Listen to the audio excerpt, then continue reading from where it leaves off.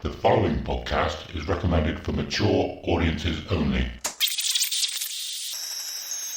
The following podcast is recommended for adults only.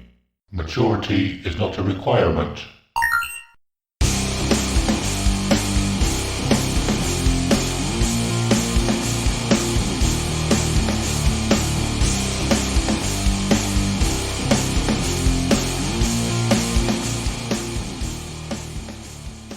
Hello and welcome to episode 48 of Dear Download, a podcast where we get to share our most intimate and treasured memories of Download Festival.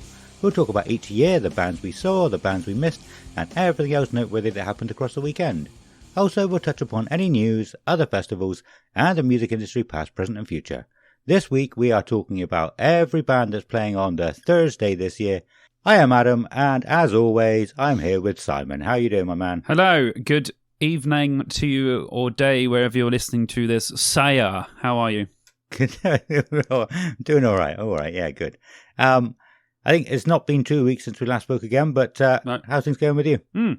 Yeah, good. I had a bad weekend, but we'll get to that. Yeah, we'll get to that. We'll get to that. But apart from that, this week is a very weird one. I've got a funeral from one of my best friends, and one of my best friends are getting married as their own best man, and that is one day apart from each other.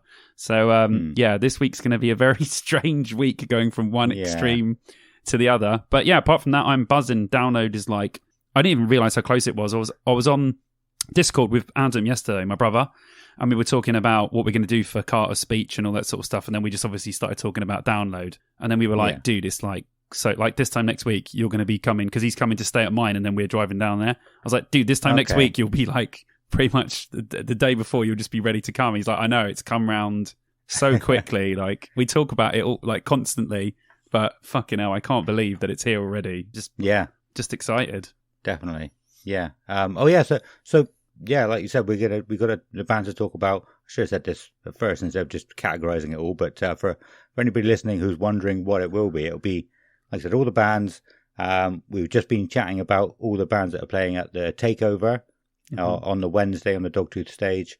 Not Dogtooth, Doghouse stage even. Doghouse stage, yeah. Got the map. But yeah, we got talking about the map that's been released recently, all the other DJ sets and bands and everything that's playing on the side split stage. Basically everything on the Monday and not Monday.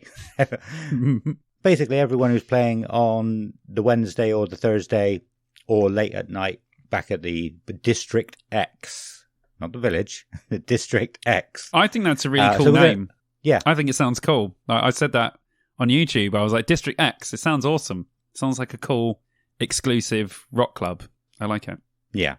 Well, I mean, we've said on the podcast before when we were talking about Hellfest, I believe it was, and Bloodstock, and how the names for their campsites are really cool.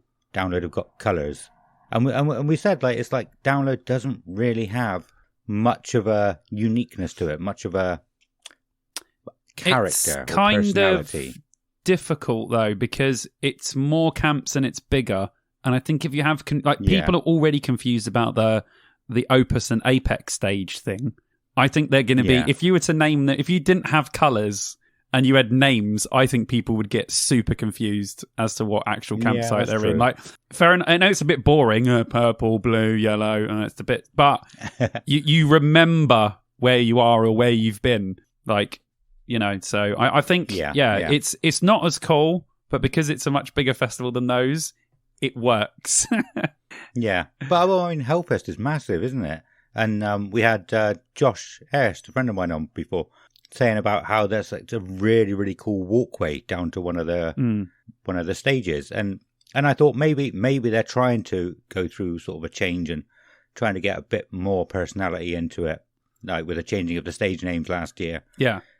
District X this year, so maybe they're just doing it slowly. I mean, all the RIPs, all the RIP packages have got different names, like Sleepy Hollow, etc.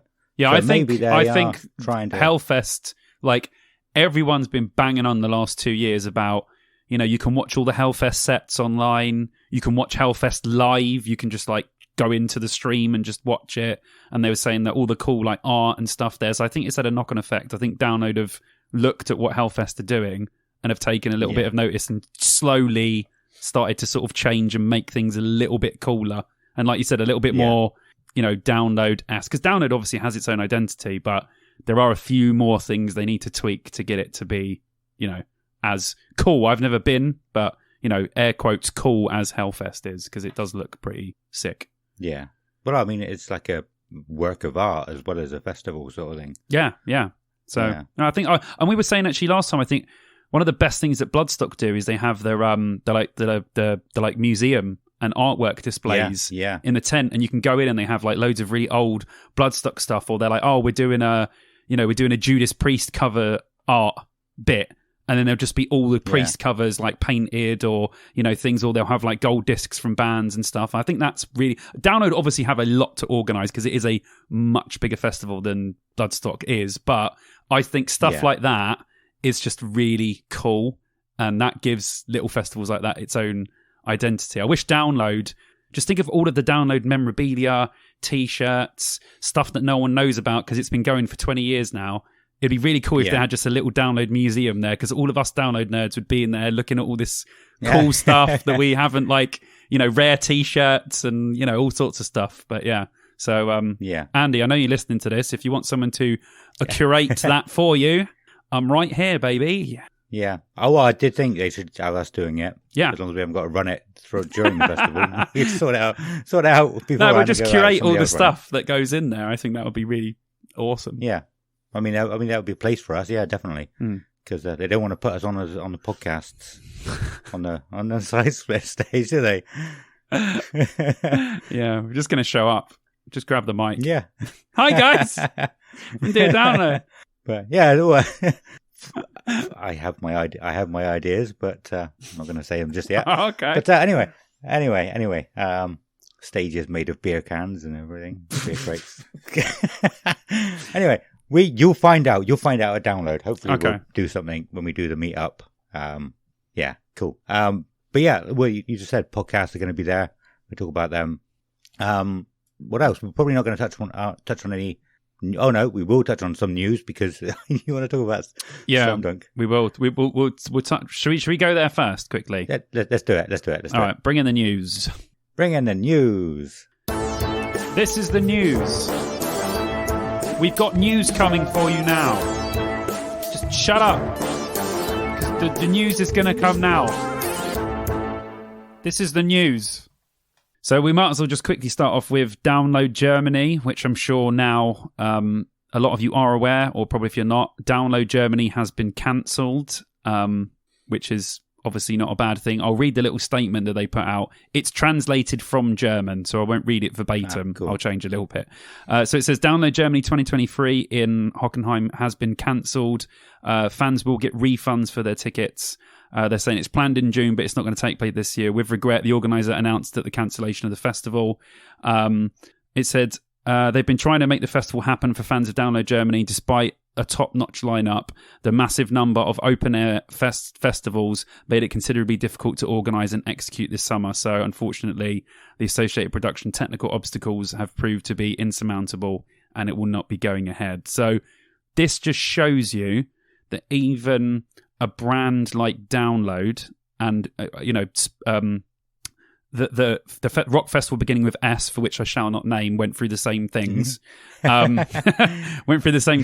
It's difficult, even if you've got a recognisable name, to get the right cues, the right crews, the right equipment, the right bands, and get people to buy the tickets. Because obviously it probably hasn't sold that well, because like they said, Germany has so many huge festivals as well, that, Wacken, Rock am Ring, Rock am Park, they have so many established festivals that have been going a lot longer than the Download brand has in Germany. This one's just been left to the wayside, unfortunately. And I'm sure that the Download team, I'm sure they're involved in this as well, would have wanted to put their stamp on Germany, because I know that the France one is very highly recommended and appreciated. So it's a bit of a shame, I think, really. I don't know too much about the festival in general. I'm sure we'll find out more as it goes on, but it just shows you, man, there's so many festivals now in every single country. It's a proper cutthroat business. You know, you really need to push, get the tickets. So blessed that Download still happens here. I know it's the biggest one, but, you know, there's some serious competition out there, and not everyone stays with Download the whole time. So, yeah, so I'm gutted for the Germans for that they can't experience the Download, unfortunately. Yeah, definitely. I saw that post first thing this morning. I can't read German, and there wasn't a translation for it. But I think it just had a big sticker over it saying something like Abgestag. Yeah. And I was like, oh, I'm sold out or something, is it? I don't know. And then Alexander Toon posted in our Discord with the actual reasons. I don't know if he can read German or he found a translated version online. Yeah. Saying like it's all because of like just getting the equipment as well. Like things like fences. Just imagine how many miles of fences there are around the whole of Download Festival. Yeah, the stuff you've got to provide, you've got to get food in there. You've got to make sure you've got food vendors. You've got to make sure you've got toilets. Yeah. Like that, you've got to make sure you've got bits you can cordon off areas. You've got to have the space. Then you've got to pay to rent the space. Like, I don't think we'll ever understand. I work as a facilities manager, and even running an office is a mental, insurmountable amount of stuff you could do. I couldn't imagine how much work goes. You know, they're planning Downloads 2 years away from the one that they're currently on. Like, that just shows you how much time and effort, and you have to have all your contractors and all of your crews, and just it's sad when this happens, but it just shows you how much work and how proud and happy we should be that Download Festival goes ahead every year. Yeah. Definitely. Big time. They do a lot of work to get this off the ground. So yeah. Sad. Awesome. Very sad. Right. Do you want to should I move on to the next thing? Tell us about a festival that is working hard to drive themselves into the ground. Right. I'm sure many of you have heard. I went to Slam Dunk South, and I have heard very similar comments from Slam Dunk North. Now, the one thing that didn't bother me was the fact that it was sold out and packed. And this seemed to bother a lot of my friends who go every year. They're like, oh my God, there's so many people here. I mean, I'm used to going to festivals that like Download, bigger festivals than that. Yeah. So the amount of people there and queues for food didn't really bother me that much. Although it did look like, you know, we queued for the shortest food because we would have been spending an hour waiting, which is, I can understand that's bad. But that wasn't the thing about the festival that actually bothered me, the amount of people. The thing that my main gripe with it was the sound was absolutely shocking.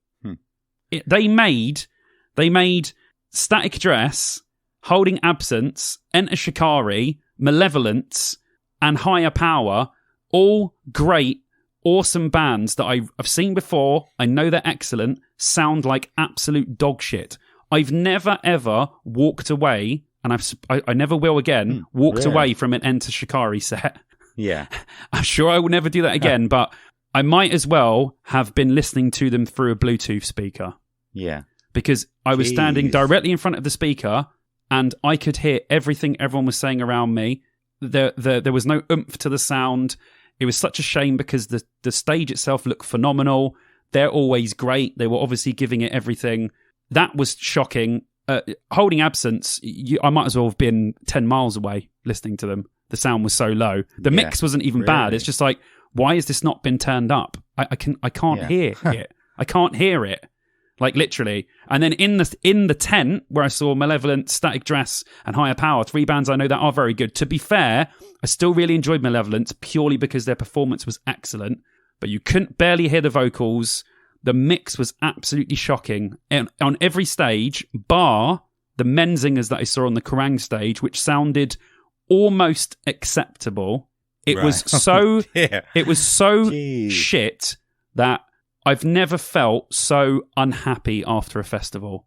Like, me and Vicky were sitting on the coach like, that has genuinely put a downer on our entire weekend. Like, we went out, I saw some friends, I hung out with some people, saw some people that I haven't seen in ages, and that was great. But I could have done that anywhere. I didn't need to pay £95 and £60 in drinks. It was £7 for a beer. Yeah. It was just and then there was loads of other people obviously saying that there was a lot of pickpocketing going on. All the issues that I just had with the South, all the same issues in the North. Nothing to do with the bands. The bands themselves tried as well as they could, but apparently it was way oversold for what it was. There was no toilets, not enough toilets, queues and queues and queues. The girls were waiting for like half an hour to 45 minutes just to go for a piss. Do you know what I mean? Not even to go to number 2. There was like 3 urinals that like completely overflowed, and then everyone was just pissing everywhere. It was a mess. It was a mess. And I will say, toilets-wise, I've had that same complaint about Download and Bloodstock in the last couple of years. So I'm not saying that's just Slam Dunk. There is never enough toilets at festivals these days for some reason.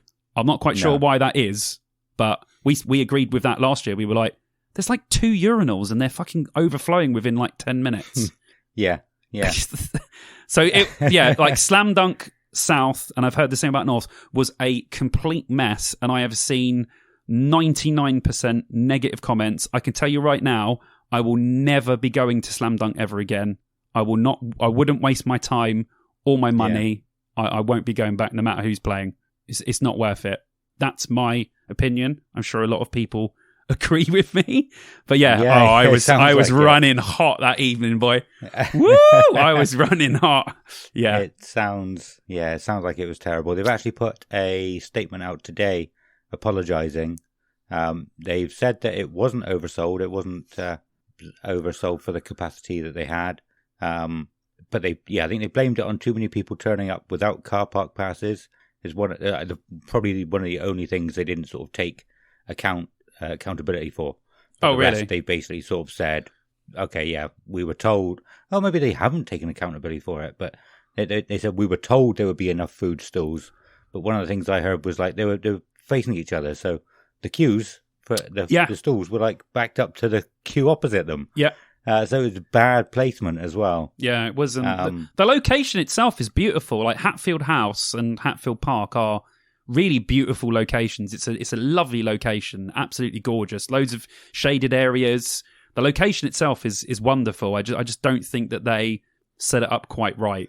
And I've heard the same about the North. People haven't liked now that the North one has gone from the venues to a park, and apparently the park, or this is what I've read, that the park wasn't very good. But I can say about Hatfield, it's very beautiful, but it just wasn't laid out. Yeah. They didn't use the space that they had, I don't think, as well as they could have. And I have heard a lot about, we don't know because we got the coach, but people we were sat on the coach for 45 minutes before it left because it couldn't pull out because of all the traffic. But I've heard a lot of people had a lot of trouble getting out, and people were putting on comments like the next day saying, still in the Slam Dunk car park, guys. Is everyone okay? They obviously weren't, but they might as well have been. So yeah. So I just think overall, that's really going to hurt Slam Dunk. That's going to hurt them next year. That's really going to hurt them, because I can tell you right now, that thing ain't selling out next year. No way. No way. But yeah, it's a shame. I wanted to enjoy it. It's a shame. Yeah, I went in thinking my first Slam Dunk. All my friends have banged the bun on about this festival for the last 10 years. There's just no redeeming qualities about the whole thing. It's fucking terrible. Yeah. But I mean, you kind of got to overcompensate a little bit. Not too much that you're losing money, but making sure when I said that they were told they've had enough, they probably went by the regulations that like the government have set or something like that, or whoever it is that sets those kind of regulations will say, that's what the world is like now. Like the people at the top, I don't know who runs Slam Dunk, if it's a big corporation or just a load of friends, but the people at the top say, right, do everything so we're spending as little money as possible, making as much profit as possible. No, you cannot. You should spend a little bit extra to make everybody comfortable. Because otherwise, like you said, you're going to ruin yourself for the future if you do get it wrong. Well, it's had a knock-on effect for Download now, because I've seen obviously a lot of first-time downloaders that have obviously been to Slam Dunk, and now they're kind of thinking, I've seen loads of people, on the pages just saying, is Download going to be similar now? Is it just going to be an overcrowded mess? Well, I can tell you right now, it's going to be busy, but it won't be even a quarter of a mess that Slam Dunk was, because Download know how to put on a festival. So, yes, it will be busy. So expect to queue for stuff. That's going to happen. You're not going to walk straight up to a food place while bands are on or in the arena or anything. You're going to have to queue, but it is better laid out, and it is better to accompany that amount of people. But yeah, Slam Dunk just used the space very, very badly. Not a good. I don't know what it's been previously, but yeah, didn't look like a good setup. As soon as I got there, I was like, hey. All right. I thought, the stages look cool. Really looking forward to seeing some bands today. This is going to be awesome. Said to Vicky, I'm really excited. This is going to be great. First thing to kick off. And then I was like, oh, okay. Right. This is how it's going to be all day, is it? Okay. Fair enough. Yeah. I don't know what the rules and regulations are. I was actually looking it up a couple of weeks ago. I could only find for things that aren't putting on food and drink. And it was something stupid like you need one toilet for every 75 female guests and an extra toilet for every 500 male guests or something stupid. It was ridiculous, but that was for if they're not putting on food. So if it was like a half an hour thing, whereas Download is sort of providing food, I guess it's going to be a lot more because they'll know people want the toilet more if they're eating and drinking. So but it will still be, these festivals are probably going on bare minimum that they can get away with. And honestly, I was shocked at the toilet situation last year. And me too.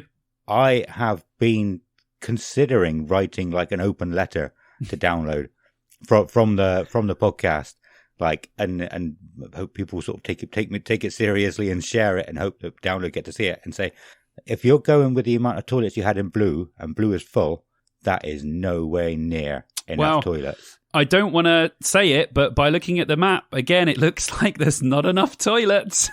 We'll get to that in a bit, but it looks like there's not going to be enough again. There's only one location in Blue, like there was last year. Whether they've added more, we don't know, but they didn't know Blue wasn't going to fill up. So it might be the same. Yeah. And it's not going to be enough. So, I mean, if anybody here from Download is listening, I don't know if they actually do bother or not, but save me the time of writing the letter and just tell somebody you need twice as many toilets in the camps as you probably think you do. Twice as many. Because we'll see, won't we? Like you said, it only shows that there's going to be a toilet there. It doesn't show the amount of toilets. And I feel like the male-female thing's hurting it as well, where women were just saying to me while I was standing there, like, just go and use those toilets. Like, you lot are queuing for like 45 minutes and all of the girls' toilets are empty. It's like, the girls were like, just go in there. I'm like, really? They're like, yeah just go. Like, what the fuck? There's a toilet right there. Like, that's made it worse as well. Splitting it for gender has given it a whole new level of being busy. And let's just hope that it's better than it was last year. But I doubt it. I mean, we don't have many negative things to say about Download. And like we said on this podcast, but just because we do it based around Download, we're not just going to say nice things about it. We're going to pick out the things that are wrong or we don't like or that you can do better. Because I think criticism is a fair point when you speak about a festival in the in-depth conversation that we do. So if we see something that Download that's rubbish, we will say it was rubbish. We won't just big it up on everything. No, and I think it's better listening for the listeners as well. If we were just singing the praises all the time, it would get boring very quickly. Oh, yeah. I think people want to know what it's like. But we're just customers. We're just regular downloaders. We're not fans. We're just huge fans of the festival. We're just one of you who decided to sit and chat about it and record it and let you listen in. Yeah. And we're having the same conversation, me and Adam, every time that you and your mates are having. It's just that we're recording it. That's it. It's the difference. Yeah. But it's going to be interesting. I hope it's good this year. It's going to be busy. I hope they've sort of catered to that because I think it's going to be good weather. I think it's going to be very hot weather again. I'm the opposite to you now. I think it's going to be scorching again. I don't know. Let me see. All right, so I always go by proper weather nerds, right? And there's this guy that I always watch. Okay. He's called Gav's Weather Vids, right? He's like an absolute weather nerd, and he has all the reports. He goes through the temperatures, where the air's coming up from, where the moisture's coming from, and all this stuff. He was saying, "Hey guys, go on." We're meant to be talking about the bands of Download this episode, but we're just going to talk about this guy for the rest of the episode. So Sorry. If you're not, no, it's fine. I love it. So he has been saying that he's going to give us a proper forecast on Thursday, because then we'll have the the sort of more accurate predictions of what it's going to be like later towards the week. But at the moment, the predictions are it's going to be wet. Really? Yes. It's going to be wet. Not torrential, but there's going to be rain. But it's going to be hot as well, because he said that it's going to be between 17 and 20 highest, even when it's raining. So we won't be having a freezing cold download. It's not going to piss down the whole time, but I can tell you right now, it's 100% not going to be dry the whole time. Don't expect what we had last year, because it will be decent, but it will not be like last year where we had 20 minutes of rain and that was it. Yeah. So we'll see. Yeah, I told you. I'm telling you right now, my prediction is going to be right, dude. I had a feeling. That feeling's going to come. I'm telling you. Right. Well, I mean, was there anything else you wanted to talk about? No. Do you want to do the map before or after the bands? We can do the map after. Okay. Yeah. Yeah. So yeah. I mean, there's a couple of bits that I wanted to touch on before we get into it. Anti-Saint. What a great couple of guys they were. We spoke to... so nice. Yeah, Andrew and Matthew. Whiteman, I think, was their surname. Pretty sure it's Whiteman. I'm sorry if it's not. But yeah, the guitarist and singer from Anti-Saint. Had them on the last episode. Absolutely awesome episode. Yes. Really, really fun. So if anybody hasn't listened to that, go back and listen to it. They we found out that they have supported Drowning Pool on a tour. Andrew is actually front of house sound guy for Drowning Pool as well for their tour, so he was doing both on that tour. Double duty. Yeah. So I mean, so they've done so many things, and I know they're low down on the bill. They're opening the Dogtooth stage, and you know the numbers on Spotify aren't massive, but I'm telling you, they're not a small band.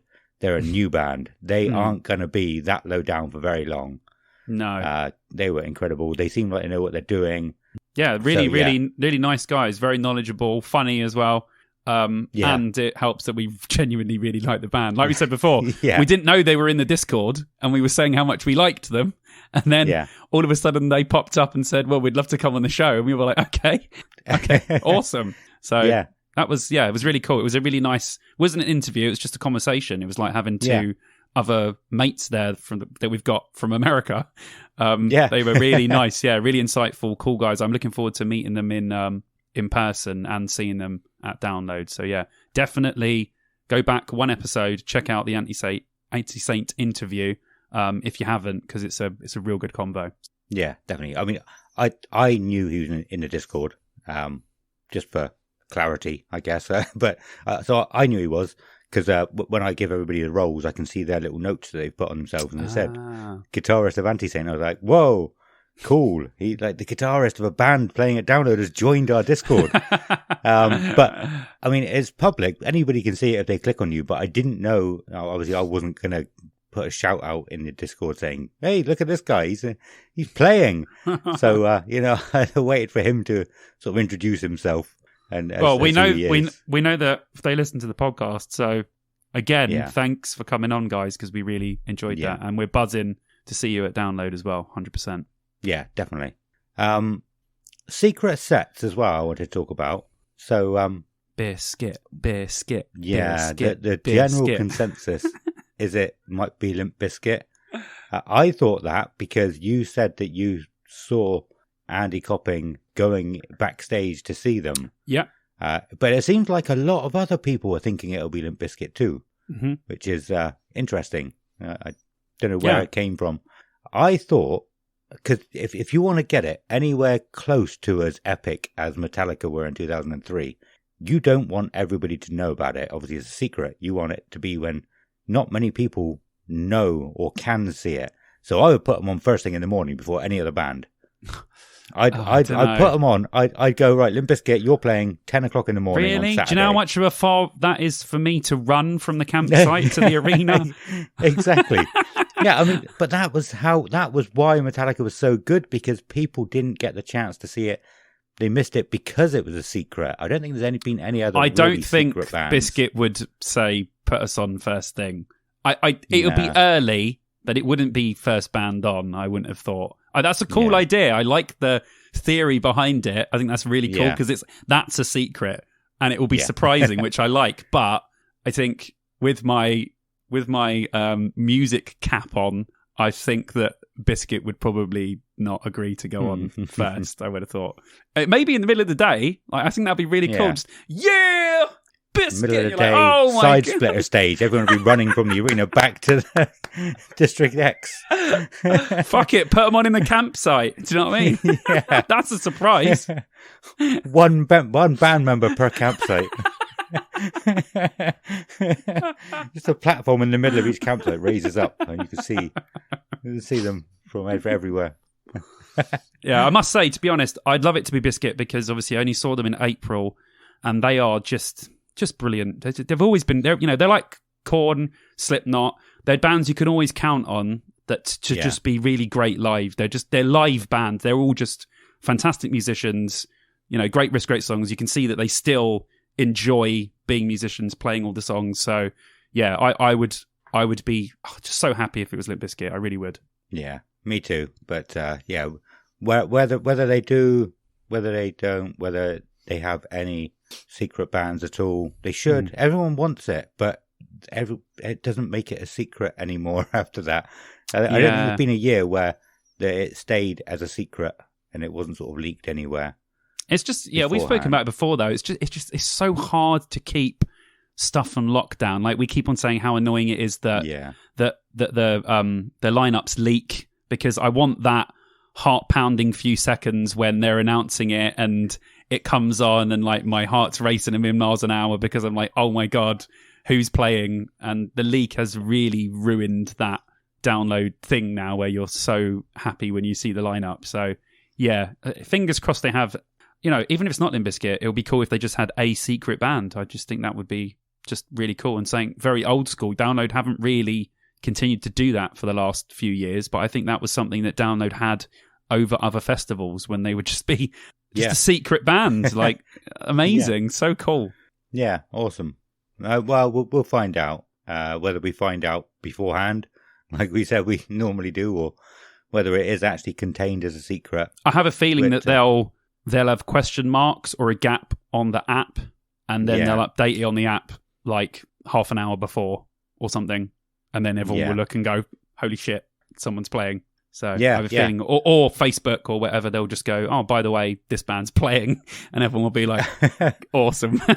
So I'm sure people will find out close to the time, obviously, but yeah, cool. On that, the app is updated. It updated around about a week ago. So just in case anybody didn't know about it, I know there was somebody in my WhatsApp group didn't know there was an app. So there might be people who don't.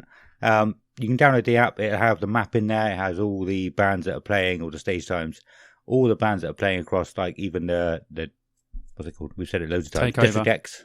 And District X as well. Takeover. Yeah. No, the Takeover aren't on there. Oh, okay. It might be on there when they do the stage times, maybe. I don't know. Maybe, but it's handy though. It's very handy. So I think it's a really cool thing to have an app that you can just look at and go, okay, awesome. Yeah, it's really cool. And they announced the secret acoustic sets in the Village last year through the app. Awesome. One of them was Malevolence, wasn't there? And it was like, 2 o'clock they said, there will be a secret acoustic band playing in the Village tonight. And then at 3 o'clock, an hour later, they said, it's Malevolence. Malevolence are the secret band playing tonight. That's cool. I love that.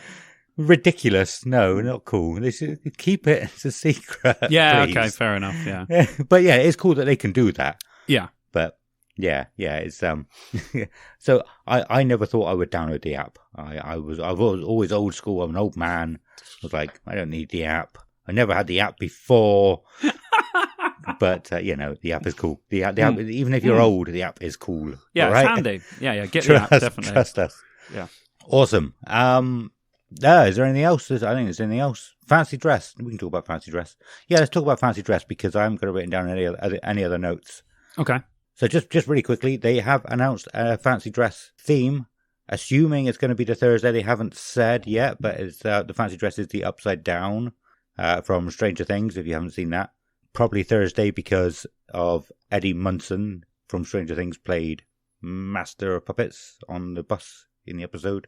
I think. Something like that. Yeah. Correct. But yeah, we don't know any more than that. I just thought I'd touch on it really quickly. Some people might not have heard. So, shall we go into the bands that are playing on the Thursday? Do it. Before we do that, really quickly, talk about Discord, the Wednesday morning episode, the Patreon, everything we normally do. Discord is amazing. Come and join our Discord. We've got over 100 people in there now. It's absolutely amazing. We've had loads of people chatting in there, posting where they're from. We're almost certainly going to have a meetup now and just get drunk together. It's going to be amazing. Awesome. Last thing before we go into the main topic, every band that's playing on Thursday, Patreon. We've got some awesome Patreons already supporting us, helping us. We really, really appreciate everything you've done. If you want to support us on Patreon, the link will be in the episode description. We've got a couple of tiers, a £3 tier and a £5 tier. Just support tiers at the moment. We will have lots of really cool stuff coming. If you can, then we would absolutely love you forever. Really appreciate everything that everybody gives us, and it will always go back into the podcast. Shall we bring in Ronnie? Yeah, here we go. Stop, Ronnie. Come on, Ronnie, mate. Come on. Get off. Give me the beer. Off the beers, all right? Download is a week away, I know, okay? But there's no need for that kind of behaviour, is there, really? For you just to lay there pissed and then think you can still do the intro. Can you do it? Give me the bit. Get off. Do the intro, Ronnie. Come on. 1 week's download. Let's go. Symphony download!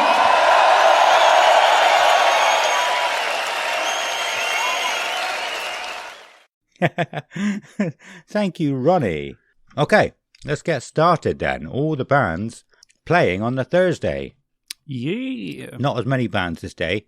I'll just come in and say quickly, again, as always, the thing that I say, these bios are extremely hard to read. So bear with Adam if he stumbles over anything, because some of them are barely any sort of adoptable English that a normal person can read. So yeah, just bear that in mind when Adam's reading them out, okay? Yeah, awesome. Thank you. I forgot to say that.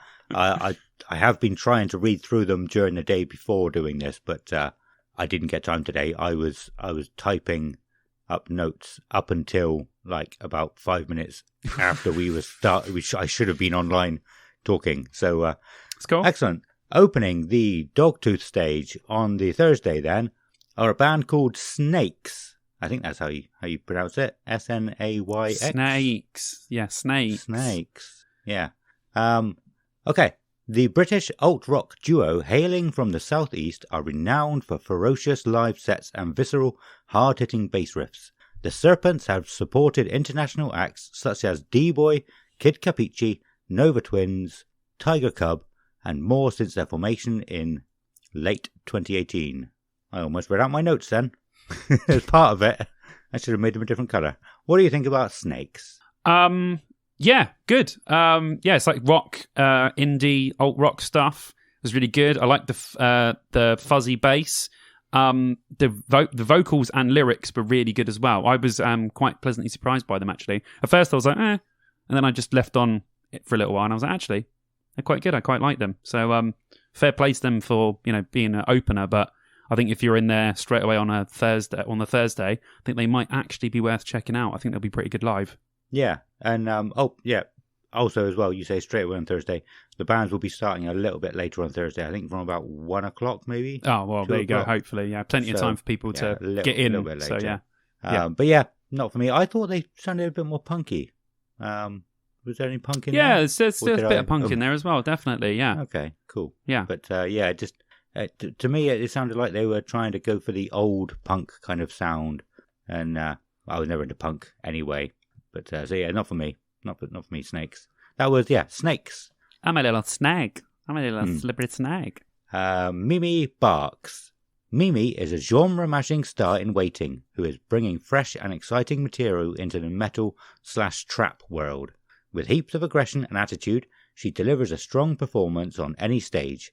Most recently, this was noticed by Kerrang! Magazine, who awarded her the Disruptor Award. Big things to come from Mimi Barks in 2023. Nice. I put straight away, reminded me of Ghost Main. He's like an artist that does like trap / metal stuff. He's really good though. I really, really, really like Ghostmane. So yeah, this was like modern rap/trap/metal.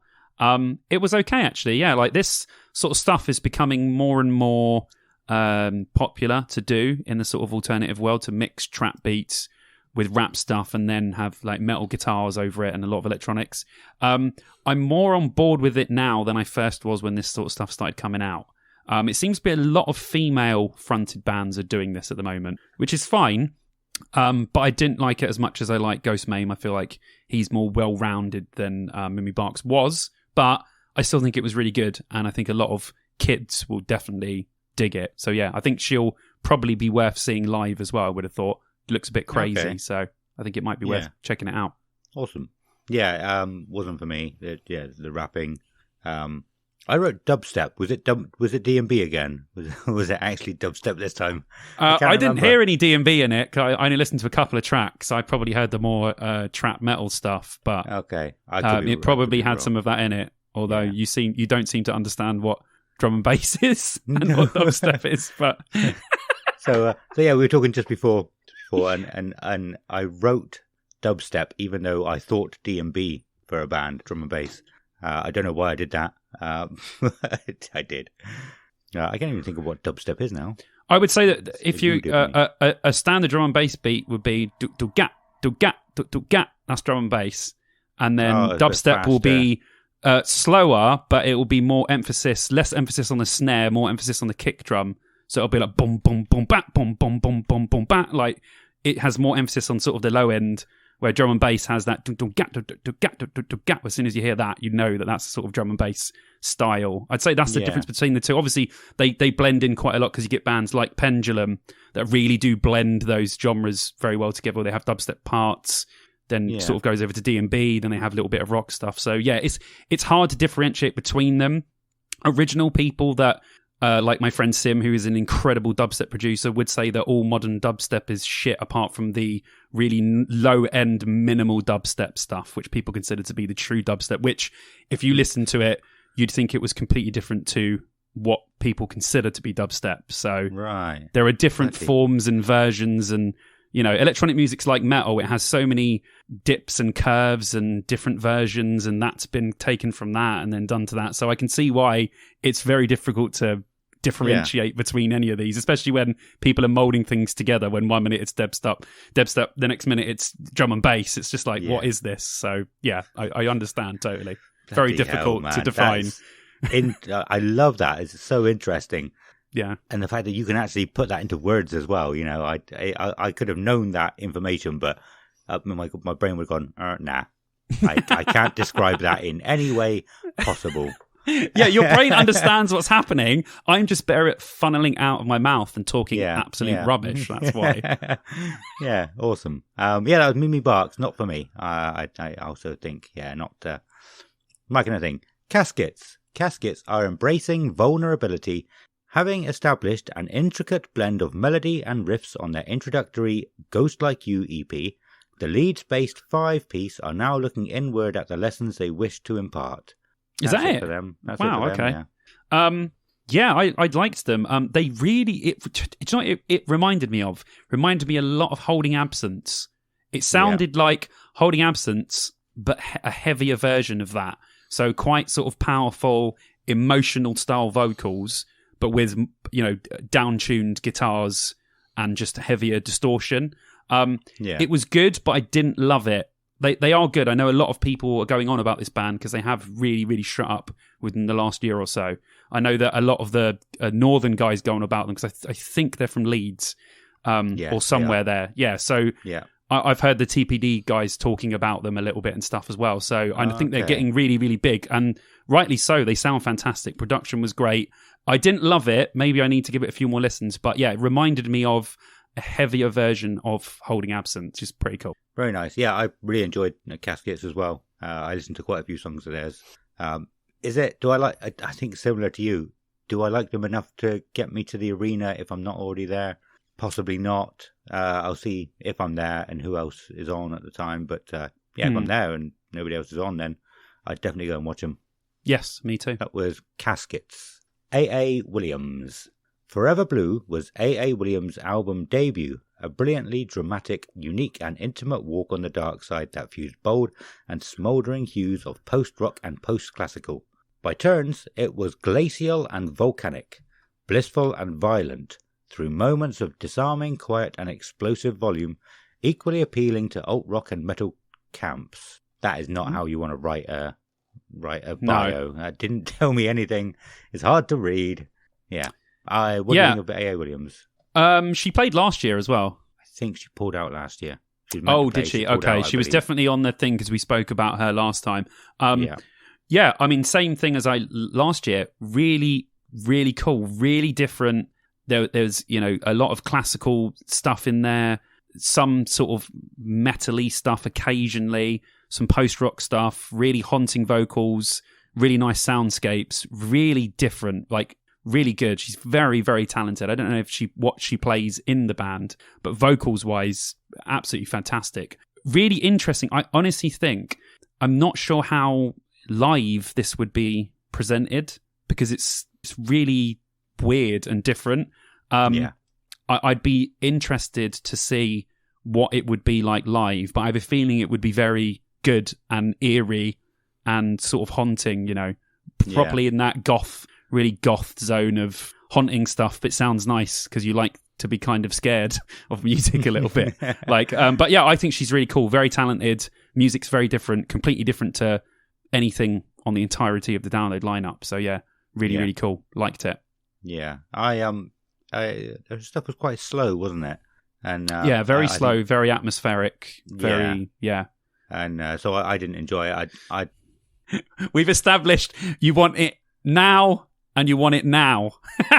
Yeah. And if it doesn't come now, you don't want it. I want a bit of energy in my music. I mean, I'm sure that's for the same as a lot of people, but... Yeah, definitely. Yeah, that's what I wrote down. And as I'm reading my notes, I'm thinking, yeah, that's not very good notes, is it? Most people feel that way. It's okay to like other things, but it wasn't for me. I understand that. I know you want energy in your music. You want forward movement. You don't want breaks put on. Just like you said before when you were like, you listened to That's the Spirit by Bring Me, which I don't think is the best place to start necessarily, but the intro to Doomed is like a really weird long intro before it gets heavy, and I was like, he'll like when this kicks in, but he'll hate this whole fucking first bit because it doesn't kick in for like 60 seconds or whatever. And then he's going to be sitting there going, is this going to kick in at any point? So I already know that's not the sort of stuff that you like. So that's fine. Yeah, I like it that we've established this now. Yeah. That was A.A. Williams. Before we go to the next band. Yeah, on that, I'm sure I heard, I can't think of which band it was now that I listened to today. But I remember thinking, hang on, this is what used to happen before breakdowns existed. What was it? I don't remember. But we need to find out. We need to remember what that is because I want to know what that is. It was like, maybe like it sort of slowed down and it has like more of a melodic guitar in the background instead of just going. Yeah. Down-tuned open string breakdown. That's pretty standard these days. Yeah. It's because every band down tunes. So if you just play anything on that, top string but bottom string, it sounds disgusting. So you don't need to do much. And if you get the drummer playing something awesome, you've got a modern metal breakdown, which is why when you listen to bands like Holding Absence, and they don't have breakdowns, they have lovely, beautiful, reverb guitar bits, and it feels so refreshing when you're like, oh, it's just a beautiful guitar bit before the chorus kicks in, not a disgusting open string like fucking breakdown. So I get it, dude. Like totally, I'm with you on that. It is refreshing when you don't hear a breakdown. Yeah. As much as I love breakdowns, I love breakdowns. I hate breakdowns, but there are so many of them. I get it. But yeah, this next band, it might have been this next band. So it's Haken or Haken. What do you think it is? I think it's Haken. Haken, yeah. I think so, but... If you're talking about modern progressive rock and don't bring up Haken, you're doing it wrong. Since the South English Sextet started jamming together in 2004, they've been one of the genre's most loyal yet simultaneously adventurous forces. Every album they've released is distinct from all the rest, but they're all tied together by their incalculable time signatures, fearless songwriting and majestic vocals. And of course, their and of course, their critical acclaim. I don't think that sentence finishes very well. That's weird. No, weird. These ones are stopping very abruptly. Yeah. Go on, Hacken. Yeah. I mean, like prog metal, tech metal. Also, a lot of 70s prog influences there because they've got like a synth player as well. Vocals were brilliant. Comparable to like they reminded me of the Australian prog rock / metal bands like Butterfly Effect, Carnival in a lot of ways. I really, really liked this band. I was like, how have I not been listening to this band? This is just the type of thing that I like. So I've added them to playlists. I really, this is the one thing early, just as a spoiler alert, that might drag me in earlier than I probably would have gone in on the Thursday, because these guys are just excellent, and I'm sad that I haven't discovered them sooner because they're brilliant. Exactly the same as you. Yeah, I've never heard of them before. Like the prog in them. I think I went back and listened to some older stuff as well. But there's a couple of bits that kind of reminded me of Sixth. Yes, very techie, dude. Yeah, spot on. I think there's a bit in If You Weren't So Perfect where it's sort of, it's not a breakdown, it's like a bit, maybe, I think it was this band where it's sort of like they're tapping a little bit. I love that. Yeah, like just sort of soft, not tapping like crazy like a guitar solo, but tapping a soft melody out. And I was going to say, remind me of Sixth, bit of Dream Theater.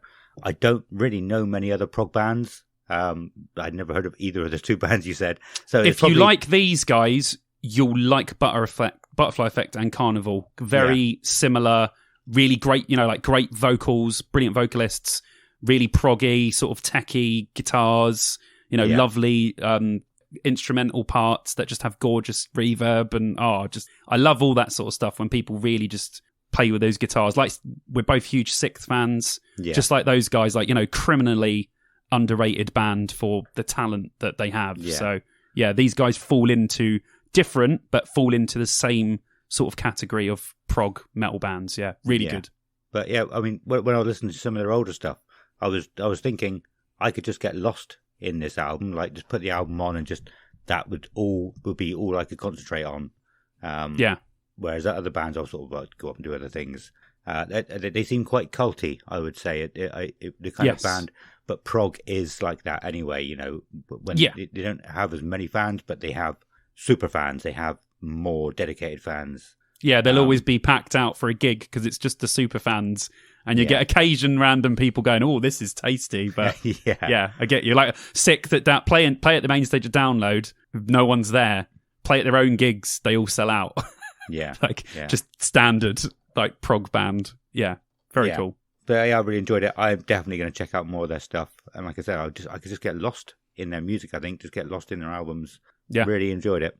That was Hacken. Very good. Perturbator. That's a really hard word to say. It is. Perturbator. Perturbator, me tracker.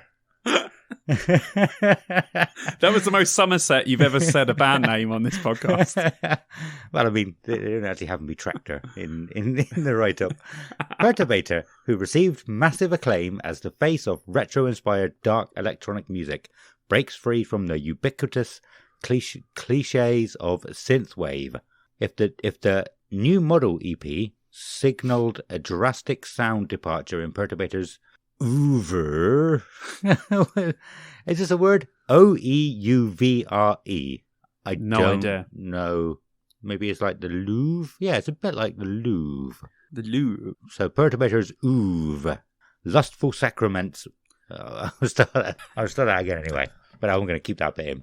If the new model EP signaled a drastic sonic departure in Perturbator's oeuvre, Lustful Sacraments witnessed further reinvention, ushering fans into deeper, uncharted territories. Even reading that pretty much correctly, it didn't make much sense. Perturbator.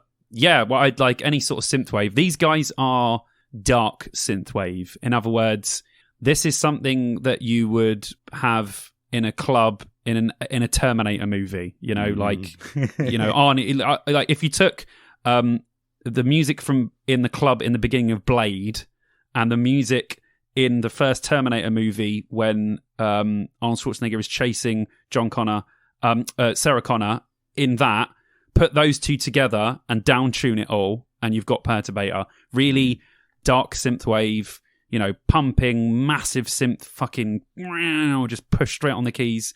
A little bit of sort of metal-y vibe as well with some of the beats and stuff. Some of the best production ever. Any synthwave band always has absolutely outstanding production. And I saw these guys at Download 2018, and it was incredible.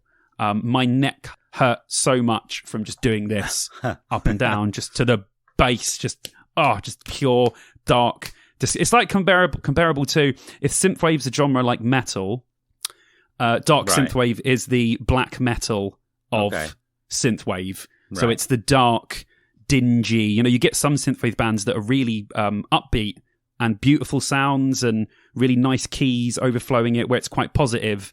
This is sort of on the low end, like the Lorna Shore of synthwave, basically. Really heavy, really thumping, really disgusting, dark tones. But I love it because I like that version of metal.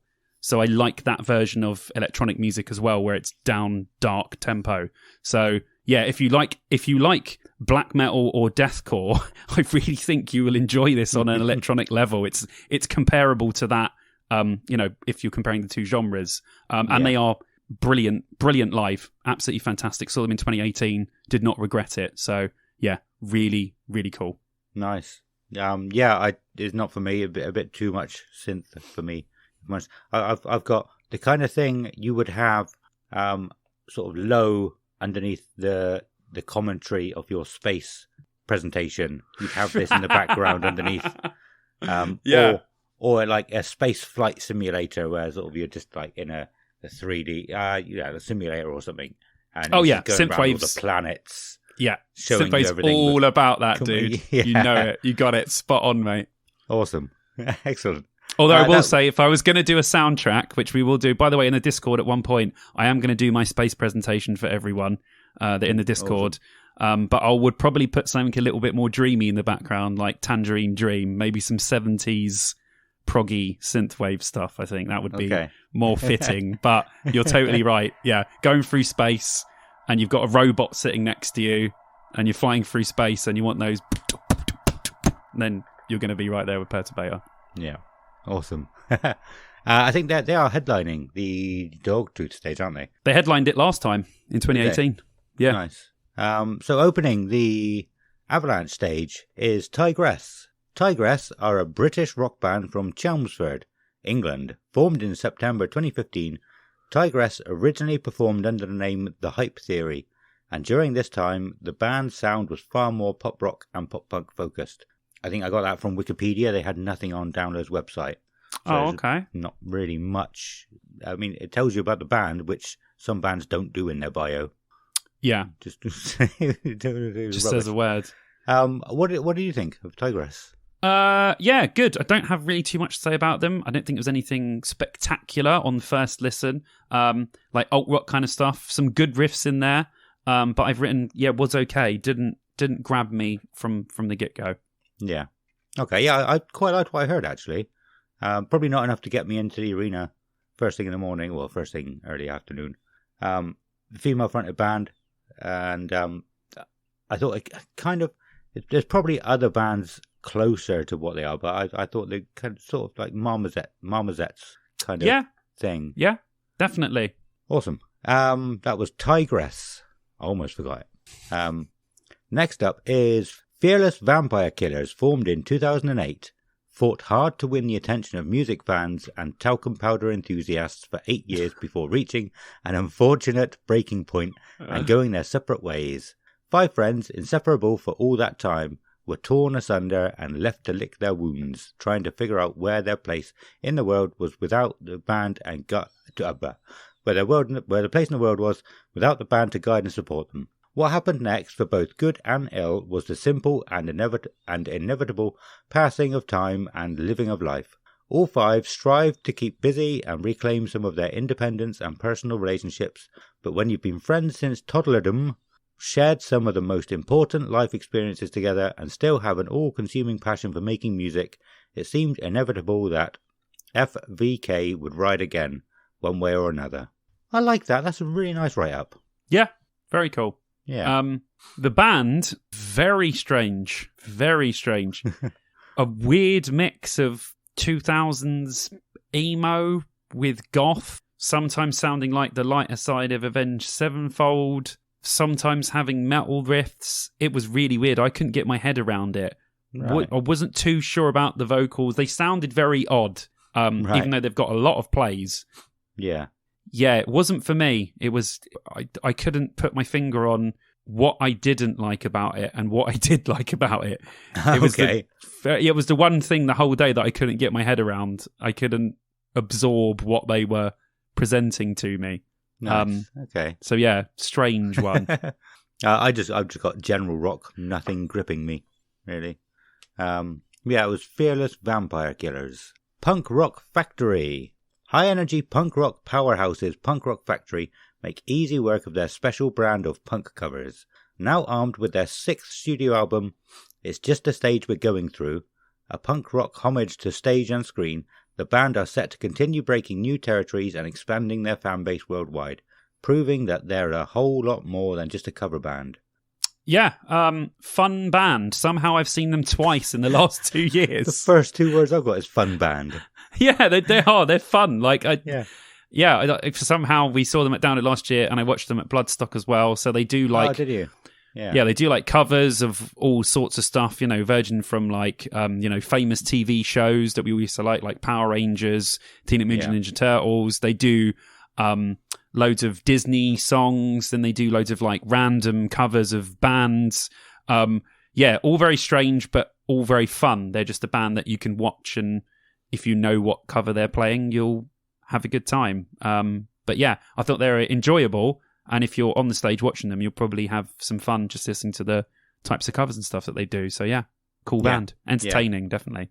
I think once you've heard them on record or on a digital version of them, I guess, it's not too much different when it's live. I've written, it's listenable, probably fun for people who like dancing. I don't like dancing. It was all right. Yeah, I could watch it from back a little bit, but yeah, I got a bit bored quite quickly again because I don't like dancing. I wasn't getting in there like jumping around having fun. Yeah, but they're still very good, aren't they? I've listened to a lot of their stuff, a lot of their Disney songs as well. Really a lot of fun. Yeah, cool. That was Punk Rock Factory. Mom Jeans. I think I had to get this one off of Wikipedia as well, so it's not too much. Mom Jeans is an American alternative rock / indie rock band formed in Berkeley, California in 2014. There really wasn't much else. They went into a lot of facts after that, and I'm not just going to read out what their album names are, what the band members' names are. So that's all I got. Yeah, Mom Jeans I've got here. Yeah, rock / indie stuff. Little bit of punky stuff in there. I've just written sounded good, but not for me. Didn't grip me in any way. They sounded good, sounded good, and nothing wrong with them at all. Just good. Yeah. If you're a fan of Mum Jeans, I'm sure they'll be very good. Awesome. Yeah, I quite liked them months ago when I first listened to them when they were first announced. Listening to them again for this, it was just a bit boring, really. A bit everything they're doing has been done before. They're not putting anything new to it. And that was Mum Jeans. Or Mom Jeans, even. Mom. State champs. Younger than Gen X, punk heroes like Billy Joe Armstrong and Mark Hoppus, older than Willow and Trippie Redd, the foursome balances energy and experience as a new generation resurrects angst, unrest on TikTok and Machine Gun Kelly. Fuck off. As the new generation resurrects angsty unrest on TikTok and Machine Gun Kelly puts guitars back on the mainstream chart, State champs double down on the vibrant pop-punk they've championed for a decade. They were several steps ahead of the seismic sonic shift. They are an arena-ready rock band with the freedom of punk's soul. I don't know, they're not that big, are they? Arena-ready? I don't know. They seem like they're quite big. I've literally got my notes. It took about 10 seconds for me to go, no. That same vocals that you cannot stand. Yes. Yeah. if you don't know what we're talking about, the really American pop punk sounding vocals just grate on me so much that the music could be the best music in the world, but as soon as that vocal comes in, I can't listen to it for more than 10 seconds. So all you pop punk heads, I'm sure State Champs are very good in that genre, because they seem like they're doing very well for themselves. So if that's the sort of thing you enjoy, I'm sure you'll like them a lot. That's awesome. But yeah, not the sort of stuff that I like at all. Yeah, it wasn't for me either, to be fair. Pop punk, that's about it. That was State Champs, who are headlining the Avalanche stage. Wow, fair play to him, man. Well done. Yeah. Opening the Opus stage is Cherry Bombs. Cherry Bombs bring an entire new way to experience rock and roll music, combining daredevil arts with feminine power. Fearless and dynamic performances feature dance, fire, aerial, grinding, stilt walking, and so much more. That's it. What do you think of them? Prepare yourself for this. Go on. Here we go. I've got Cherry Bombs, ? I'm Ron Burgundy? Cherry Bombs? Couldn't work out which band this was. On our poster, it says Cherry Bomb, but on the download poster, it says Cherry Bombs. And to confuse that even more, there's quite a big band on YouTube called Cherry Bomb, spelt Cherri. I was highly confused. Okay. So I could not work out who this was supposed to be. Ah, good point. Maybe I got it wrong as well. Well, hang on. Let's see if I got it right, because they do have links. Where's my fucking... They do have links to all of their social media. Yeah, when you go into the band, underneath the write-up, they have links to the... Okay, yeah, I did not do that. I just typed it in places and couldn't work it out. Cherry Bombs. Ooh. It is Cherry Bombs. Cherrybombs. We've only got 28 videos. Okay. I think I listened to the right ones. I don't know. I have no idea. My notes. Well, I mean, my notes are, yeah, a bit weird. Not interested. Yeah. Well, I couldn't work out how it was, so I don't know. That might be my fault. Could have been Download's fault. It's just funny. Wrong. Yeah. It's just funny that I was so confused by it. I was literally like, what the hell is going on here? Cool. Yeah, that was Cherry Bombs, or it wasn't Cherry Bombs. No, it was Cherry Bombs? Cherry Bombs? Okay, let's keep going. Cancer Bats.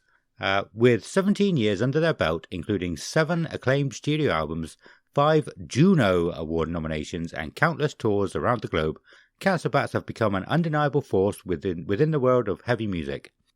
One of the hardest working bands in the industry, Cancer Bats have graced the covers and pages of countless taste-making publications, including Kerrang, Exclaim have an exclamation mark at the end of the name.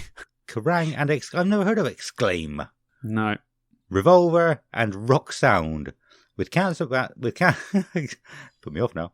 With Cancer Bats playing some of the biggest stages they have to date, they're proving time and time again that these party metal anthems are here to stay.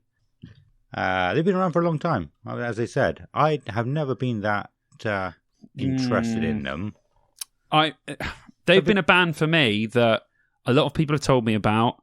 They've always sort of been there. They've been on a lot of lineups I've been to, a lot of stuff like that.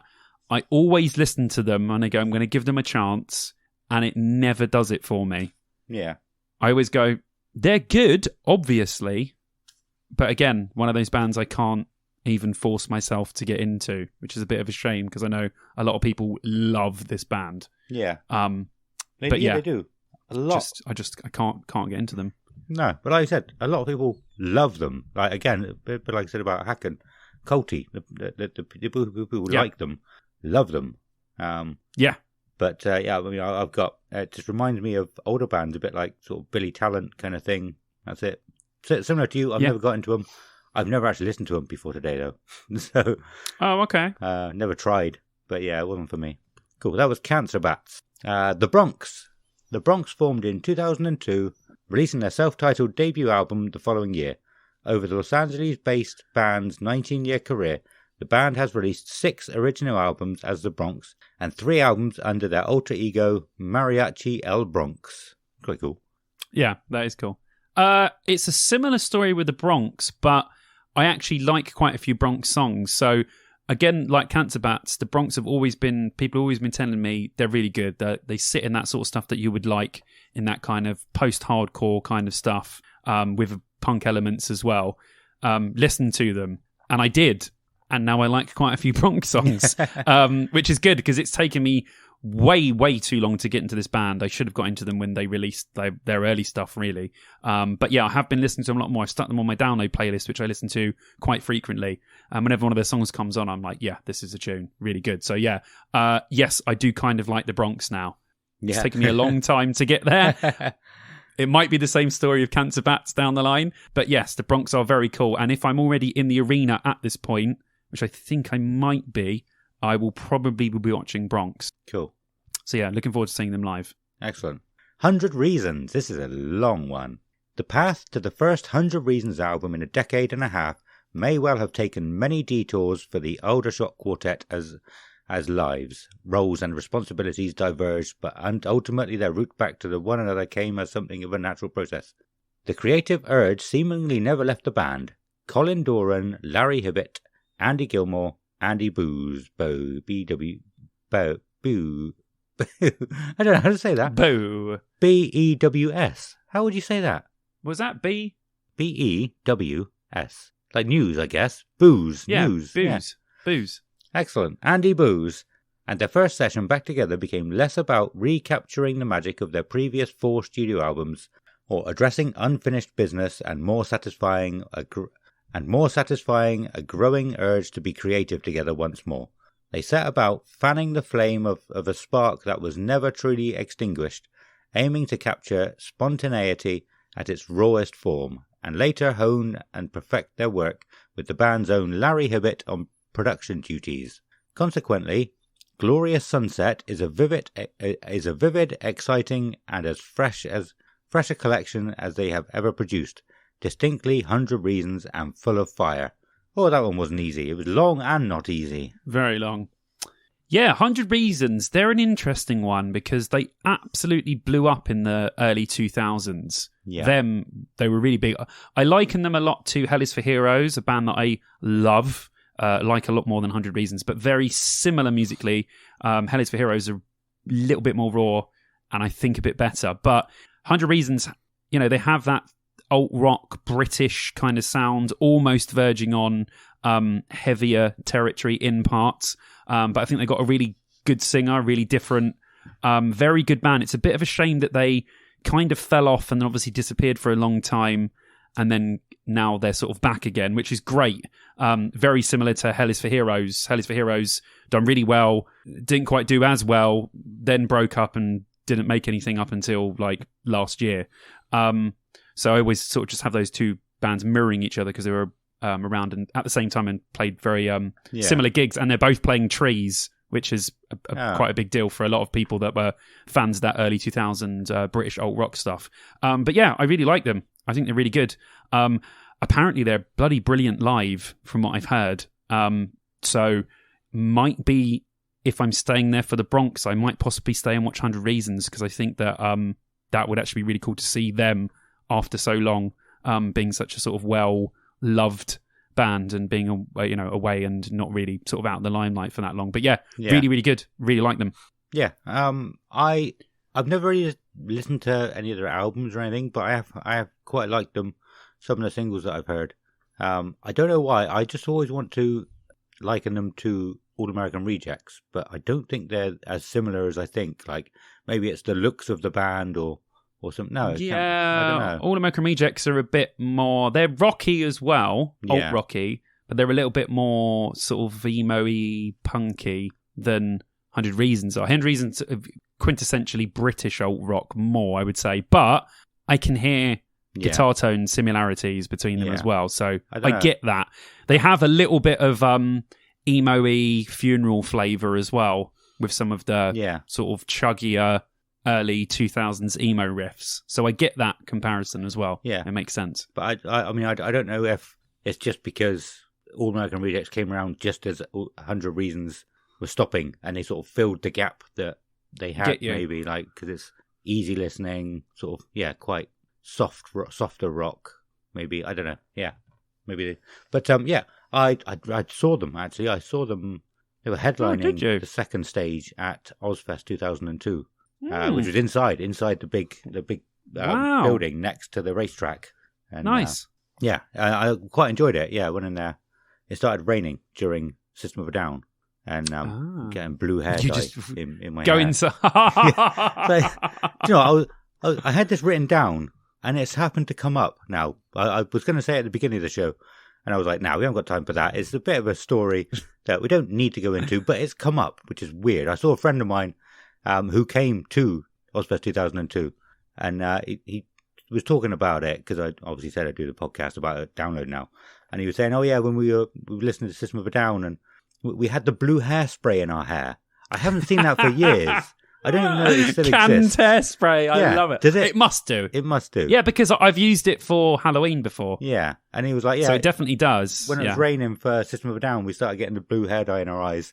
So we went inside, and I specifically remember it was Kitty on in the middle of like playing, like we probably went in there like in the middle of their set, followed by El Nino, then 100 Reasons. And, that's awesome. It was all really good. Yeah, all amazing. Yeah, that's wicked, man. Yeah. Very cool. But yeah, so no, I quite enjoyed them at the time. Like I said, I never really got into their albums, but yeah, I think they're all right. Yeah, it might be worth a watch, I think. Yeah, definitely. So that was 100 Reasons. We can get some blue hairspray, and we can. I'll do it with you, man. We'll spray some blue hairspray on, and we'll go watch 100 Reasons. There you go, sorted. We can put some streaks in my hair, some Billie Eilish / Matt from Bullet streaks in my hair. Let's do it. Yep. See, I bet nobody had that last year at New Metal Fancy Dress Day, when I bought the spray on hairspray, colour hairspray. Like I said, I completely forgot that it existed until... Dude, it's just weird dyeing hair now. I mean, to be fair, I had dyed blonde hair at Download 2019. So it hasn't even been that long that I've had dyed hair at a festival before, because I had completely blonde hair at Download 2019. Yeah. I think I had red in my hair at the front in my spikes for Download 2007. I think I had some dye in my hair for 2006 as well, where I shaved the sides. I shaved one side of my head and left the other side long. Yeah. And then we done some crazy. I used to do so much crazy shit with my hair, man. Now it's so boring. It's just long hair. But yeah, I miss doing all that. Like, fair enough. You know, we I know we're only 25, but I don't want to lose my hair, and I already have alopecia where my hair randomly falls out, and I do not want to agitate that anymore by dyeing my hair or putting shit in. But I will spray something in my hair. So yeah, I won't. Yeah, I haven't touched my hair. For fans, if we're going to do a meet, bring some hair spray with you, man. Hairspray. Let's all spray our hair together. Let's do some crazy shit this year. Let's get red, blue, green, whatever. Let's do it. Yeah, definitely. Awesome. Let's move on from that, please. Pucifer. Born somewhere in the Arizona desert, Pucifer is an electro rock band, multimedia experience, traveling circus, and alien abduction survivors. The group's catalogue consists of 3 full-length studio albums, V is for Vagina, Conditions of My Parole, and Money Shot. In addition to a series of EPs and remixes, beyond the core trio of Maynard James Keenan, Matt Mitchell, and Karina Round, the group's ever-evolving ecosystem encompasses a cast of characters such as Billy D and his wife Hildy Berger, Major Douche, Special Agent Dick Merkin, and many more. Oh, I don't fucking understand that. What the hell are Pucifer? Well, I mean, yeah, very odd. Like, I like Tool.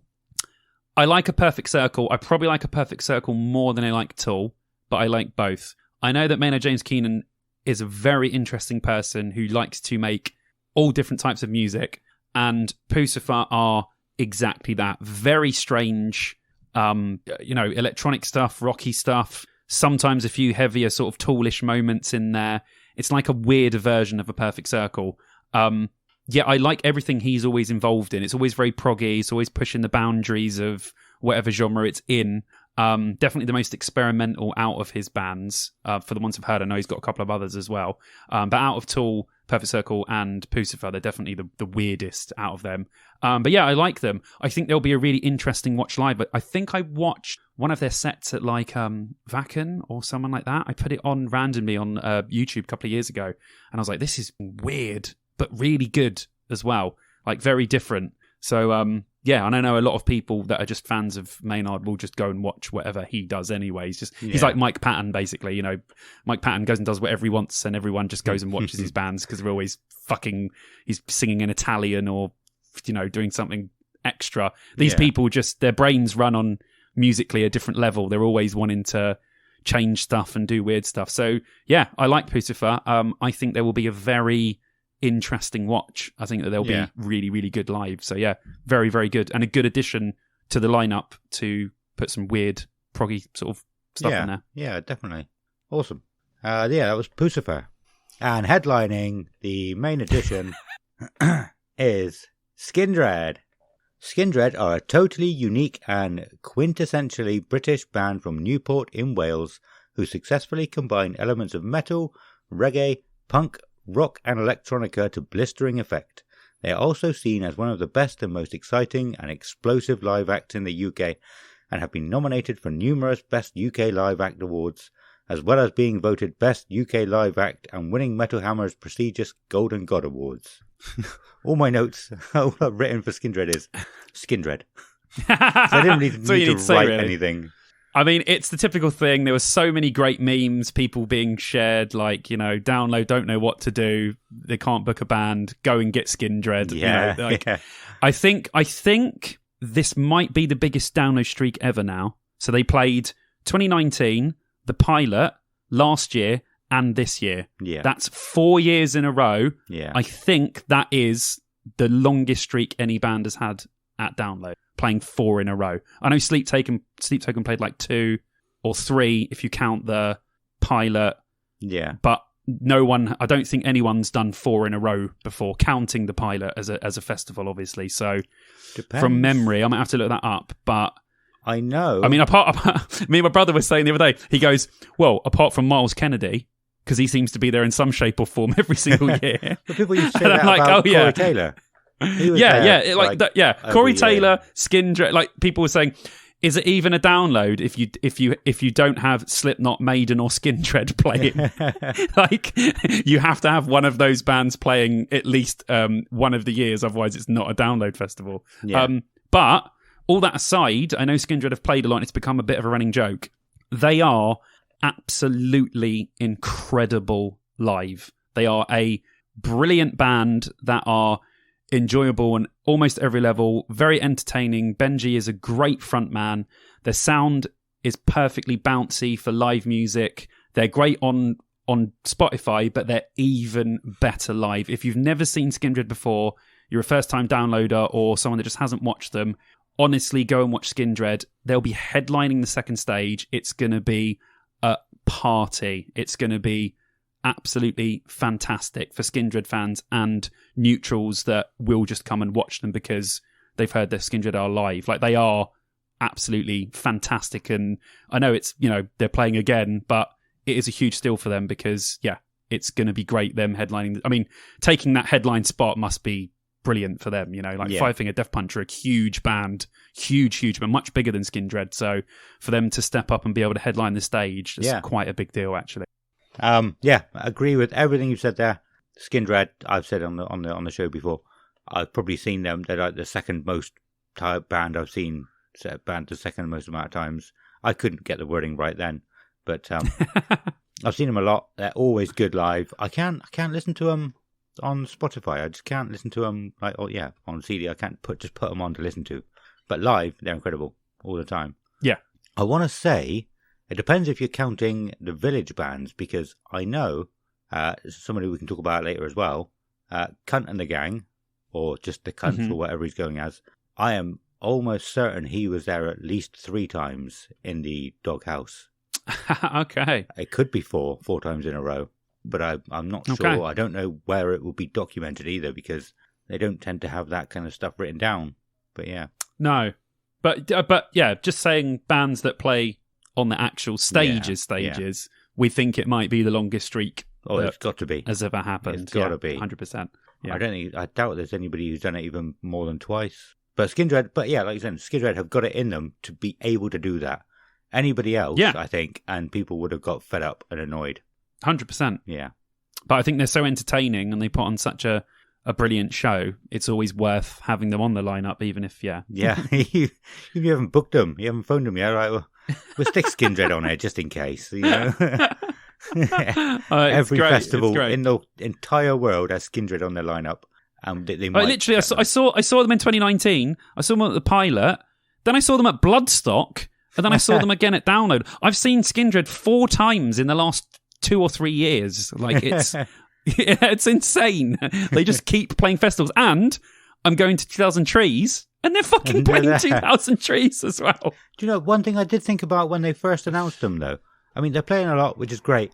I do wonder if it would hurt them sort of on their own tours, though. If they're doing so many festivals all the time, like they might announce a tour of just them, their own tour, and you might go, "Oh, I don't need to see them because I've seen them like 5 times in the last 2 years." Yeah. I still think though, because they're so good, I still think they'll always sell tickets live. Especially, I think honestly, one of the best lineup gigs, one of my favourite gigs I've ever seen, was in Bristol in 2016.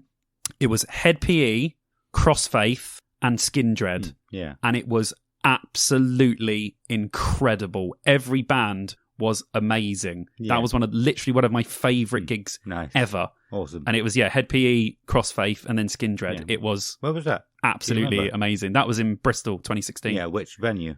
O2, Bristol O2. Oh, okay, yeah, cool. That was fantastic. So just Skindred are just always great. And again, another band, you know, we say this about bands getting up and that.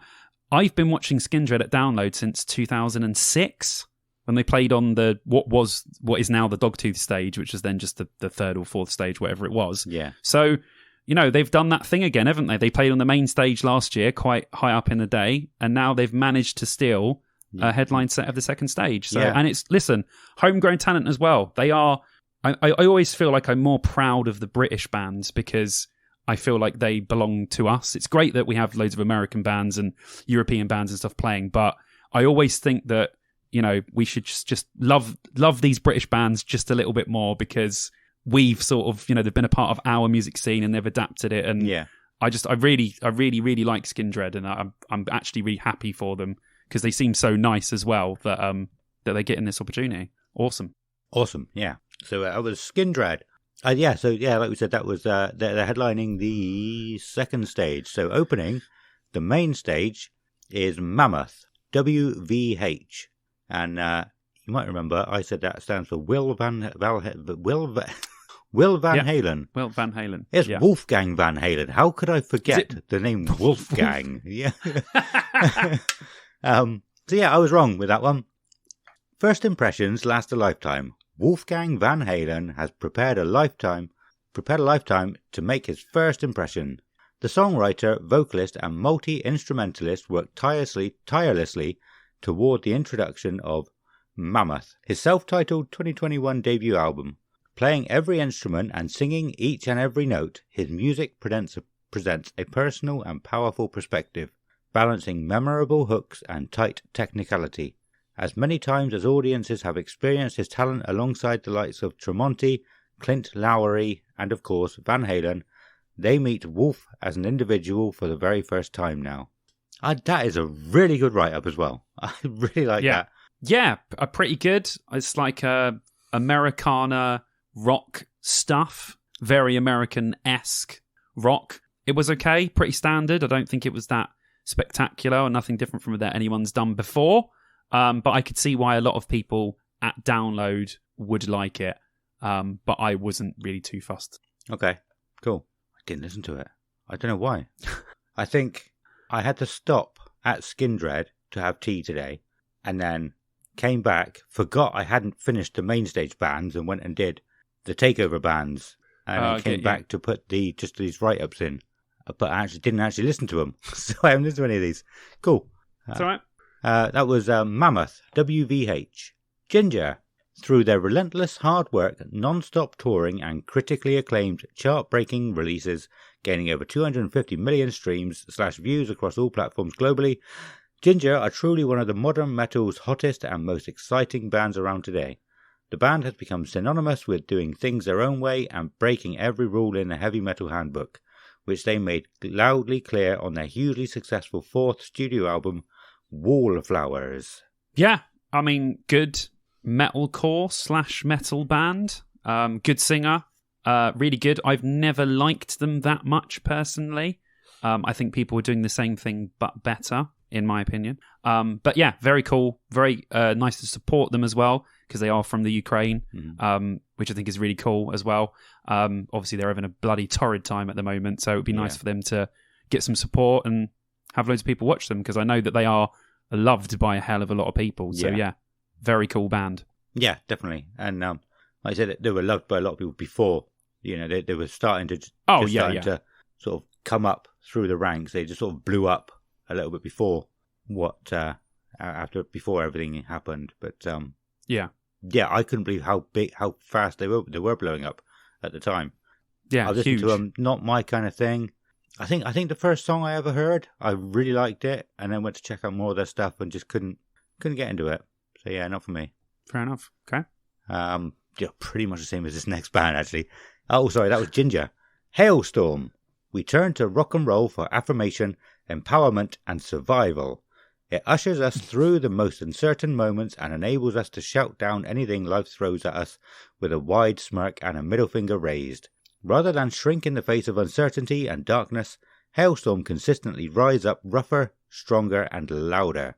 On their fifth full-length album, Back from the Dead, and Pennsylvania-bred and Nashville-based Grammy Award-winning RIAA Platinum Quartet Lizzie Hale, Ray J. Hale, Joe Hottinger, and Josh Smith turn up the volume across the board. The musicianship hits hard. The songwriter... fuck off. The musicianship... the songwriting cuts deep. The spirit shines brighter. Nobody puts drummers second in the lineup like that. I don't like him. I don't like them. He should be at the back behind a screen or something. Sorry. What do you think of them? What do you think of them? I love it. Yeah, they're all right. Yeah. They're pretty good. They're very, very talented, obviously. Good musicians. Good singer, but just not my kind of thing. I can understand totally while they've got so big, and fair play to them. They have worked their way up these festival lineups. Yeah. So yeah, I'm sure a lot of people will be enjoying them. Main stage, it's a big old stage. So yeah, but yeah, not really for me. I've never really liked them that much. Not really my sort of thing. Cool. Yeah, I think the same for me. I think. Are they? It's been a while actually. But are they kind of more of a bluesy rock as well? Yeah, it's like rock and roll. It's like rock and roll. Yeah, a little bit of rock stuff. Sometimes it's a little bit heavier. But yeah, it's good. Like, it's really good for what they're doing. It's really well done. Yeah. But that's just not my sort of stuff, really. Yeah. It's just not something that grabs me. But if I heard it, I'd be like, oh, that's good. Yeah. Sounds good. I wouldn't mind if someone had it on in the room. I'd be like, yeah, awesome. Leave it on, man. It's cool. But I wouldn't go out of my way to listen to or watch them. Yeah. Okay. Yeah, well, I think I've said on the show before as well. Like, I saw them supporting Shinedown quite a few years back now, and the drummer was just all over the place. He was just basically shouting, "Look at me, look at me, look at me," the whole time, and he gets away with it because he's a singer's brother. And that's why I said about him being second on the thing there. Like, if anybody's seen Coupling, his captain subtext would be saying, "Look at me." Everything he would be saying would be, "Look at me, me, look at me, look at me." But yes, I don't know. That just bothered me. Like you said, they are good. They are good. I don't like them. Kelly absolutely loves them. I don't like them. But I think the drummer just annoyed me and put me off as well a little bit. Fair enough. Yeah. Quite unprofessional of me, but I'm only human. Yeah. That was Hailstorm. Alter Bridge. In every underdog story, an ordinary beginning reaches an extraordinary conclusion. The unexpected become the undisputed. The excluded becomes the exalted. The passed over becomes the most powerful. The pawns become the kings. I like this already. There's more. In this spirit, Alter Bridge have steadily climbed to the forefront of hard rock worldwide. They've exceeded all expectations and benchmarks with over 1 billion streams, millions of units sold, glowing critical acclaim, real estate on the covers of Classic Rock Magazine and Guitar World, and storied sets at Royal Albert Hall, the O2 Arena, and Download Festival. That's it. What a cool. Nice. Glad they mentioned Download in there. Yeah. Very cool. Really cool band. Really like Alter Bridge. Always have, straight away from the first album. I was really, really big Creed fan. Me and my brother really liked Creed, and then obviously Alter Bridge came from that. And yeah, I've loved them since day. Obviously, Miles Kennedy is an absolutely incredible vocalist. But the band are unbelievable as well. Obviously, Tremonti is an incredible guitarist. They're just such a tight, good band with loads and loads of great songs and albums. I have said before, though, that the last time they played, they really didn't impress me. They impressed me hugely the time before that. So this time, I will be watching Alter Bridge, and I want them to bring me back live to the first time that I saw them, when I thought they were phenomenal. Yeah. So it all hinges on this, because I will always like their albums and whatever they release. But if they disappoint me this time, I won't be wasting my time with them live again, although I will still listen to them on record. So I'm excited / nervous because Vicky has just got into them now. And I did say to her, so do you want to go watch Alter Bridge, babe? And she's like, yeah. And my brother loves them. So when I spoke to him yesterday, he's like, oh yeah, dude, we're definitely watching Alter. So hopefully for Vicky's first time watching them, they pull it out the bag and put on a really good set. And they should have quite a long time as well, being sub-headliner. So they should have at least an hour, which will be a really good slot to put in loads of great tunes that they've got. So yeah, excited / worried for Alter Bridge. I hope they impress me and don't bore me like they did the last time. Yeah. Well, you said the same in one of your videos recently, didn't you? And sort of it made Kelly stop what she was doing and look up. And then when you said Alter Bridge, she was looking, and you were like, they were boring last time. She's like, yes, I agree. Like, I completely agree. I don't think I saw them last time they were there. Maybe I did. Maybe I was not interested in them. It was 2018. They were main support from Guns N' Roses. Yeah, so I would have been there for them. I don't know what I was doing. Maybe I was off buying some wine. We went to buy some wine before Guns N' Roses. No, during Guns N' Roses. I don't know. I've never been a big fan, but I've never disliked them. I've always known how big they are, how good they are. Until recently, I've listened to quite a bit of their stuff recently and have really enjoyed it. So yeah, I will be there going to watch Alter Bridge on the Thursday night, definitely. Well, I know Kelly will want to. Yeah, I completely agree. They got an amazing write-up. That's probably one of my favourite write-ups over both the years. Very cool. And I agree with it. Like they didn't shoot up to success straight away. They slowly climbed because of their talent, because of their talent. So there's another word there. Definitely. Yeah, they definitely worked their asses off, 100%. And Miles Kennedy's voice so distinctive. As soon as you hear it, you're just like, wow, fucking set of lungs on him, didn't he? So yeah, exciting, awesome. That was Alter Bridge, and last but not least, Metallica. Do we want to go over? Do we want to talk about them? What is their thing? Is it long? Pardon? Is their write up long? No write up. It was never in. Well, you don't need one, do you, really? No, you don't. I mean... but yeah, we obviously would have spoken about them on the Saturday. They obviously playing 2 sets. They are changing up their sets a little bit, so whatever they're playing on their tour might not necessarily be what they play at Download, but it looks mostly the same. They might add a song or two in, or take one out. And I'm just looking to see that they've still got The Day That Never Comes on there, which they do. Thank God. Nice. Because that's the one song. Like I'm really, really looking forward to Metallica. Like, it's been too long. I've been, Metallica were one of the first bands I ever got into. I love all their stuff, apart from Lulu and St. Anger. But I love, almost, 99% of their stuff. And I was just blown away looking at their set list. I won't read them out on here to ruin it for anyone.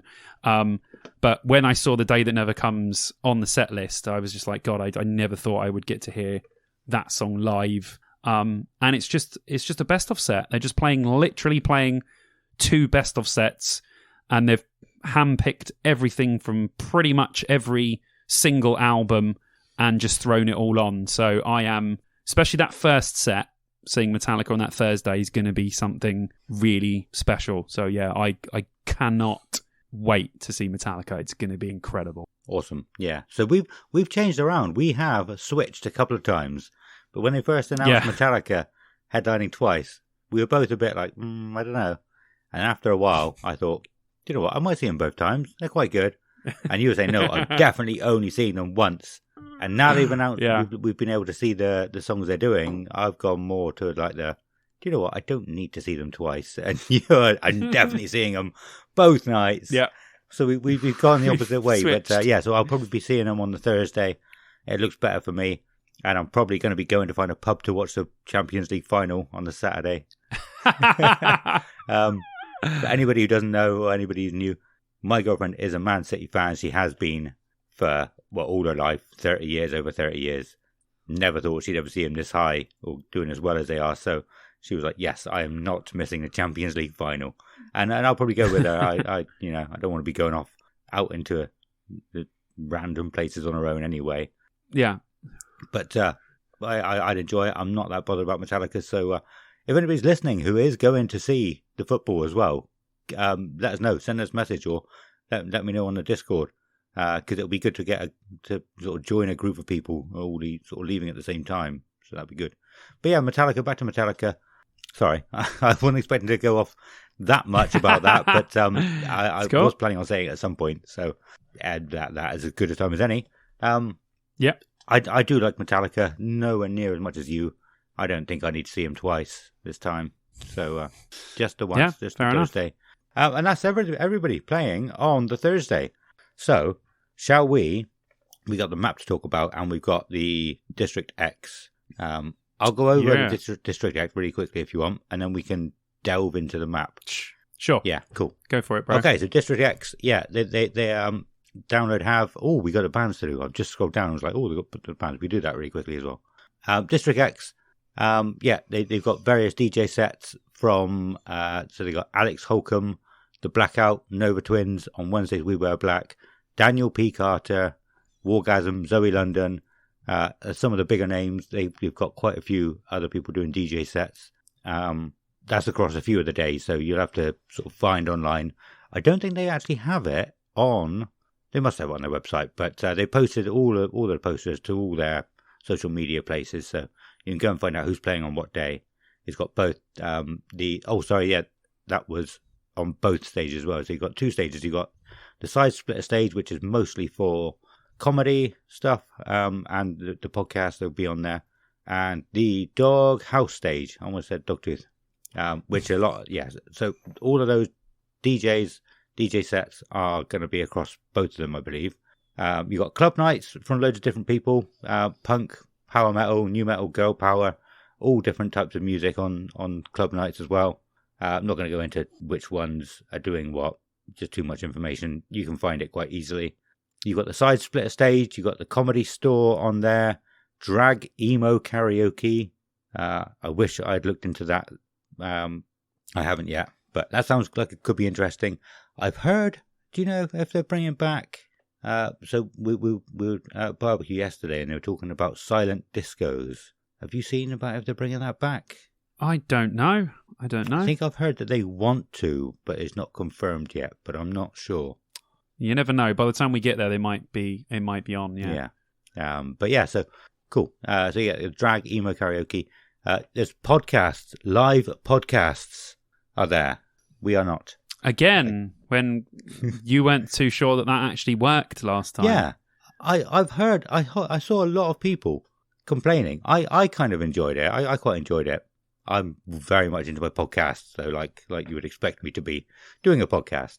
But yeah, I thought I saw a lot of people saying they didn't think it worked, but they've got the two of the same podcasts back. So I don't know.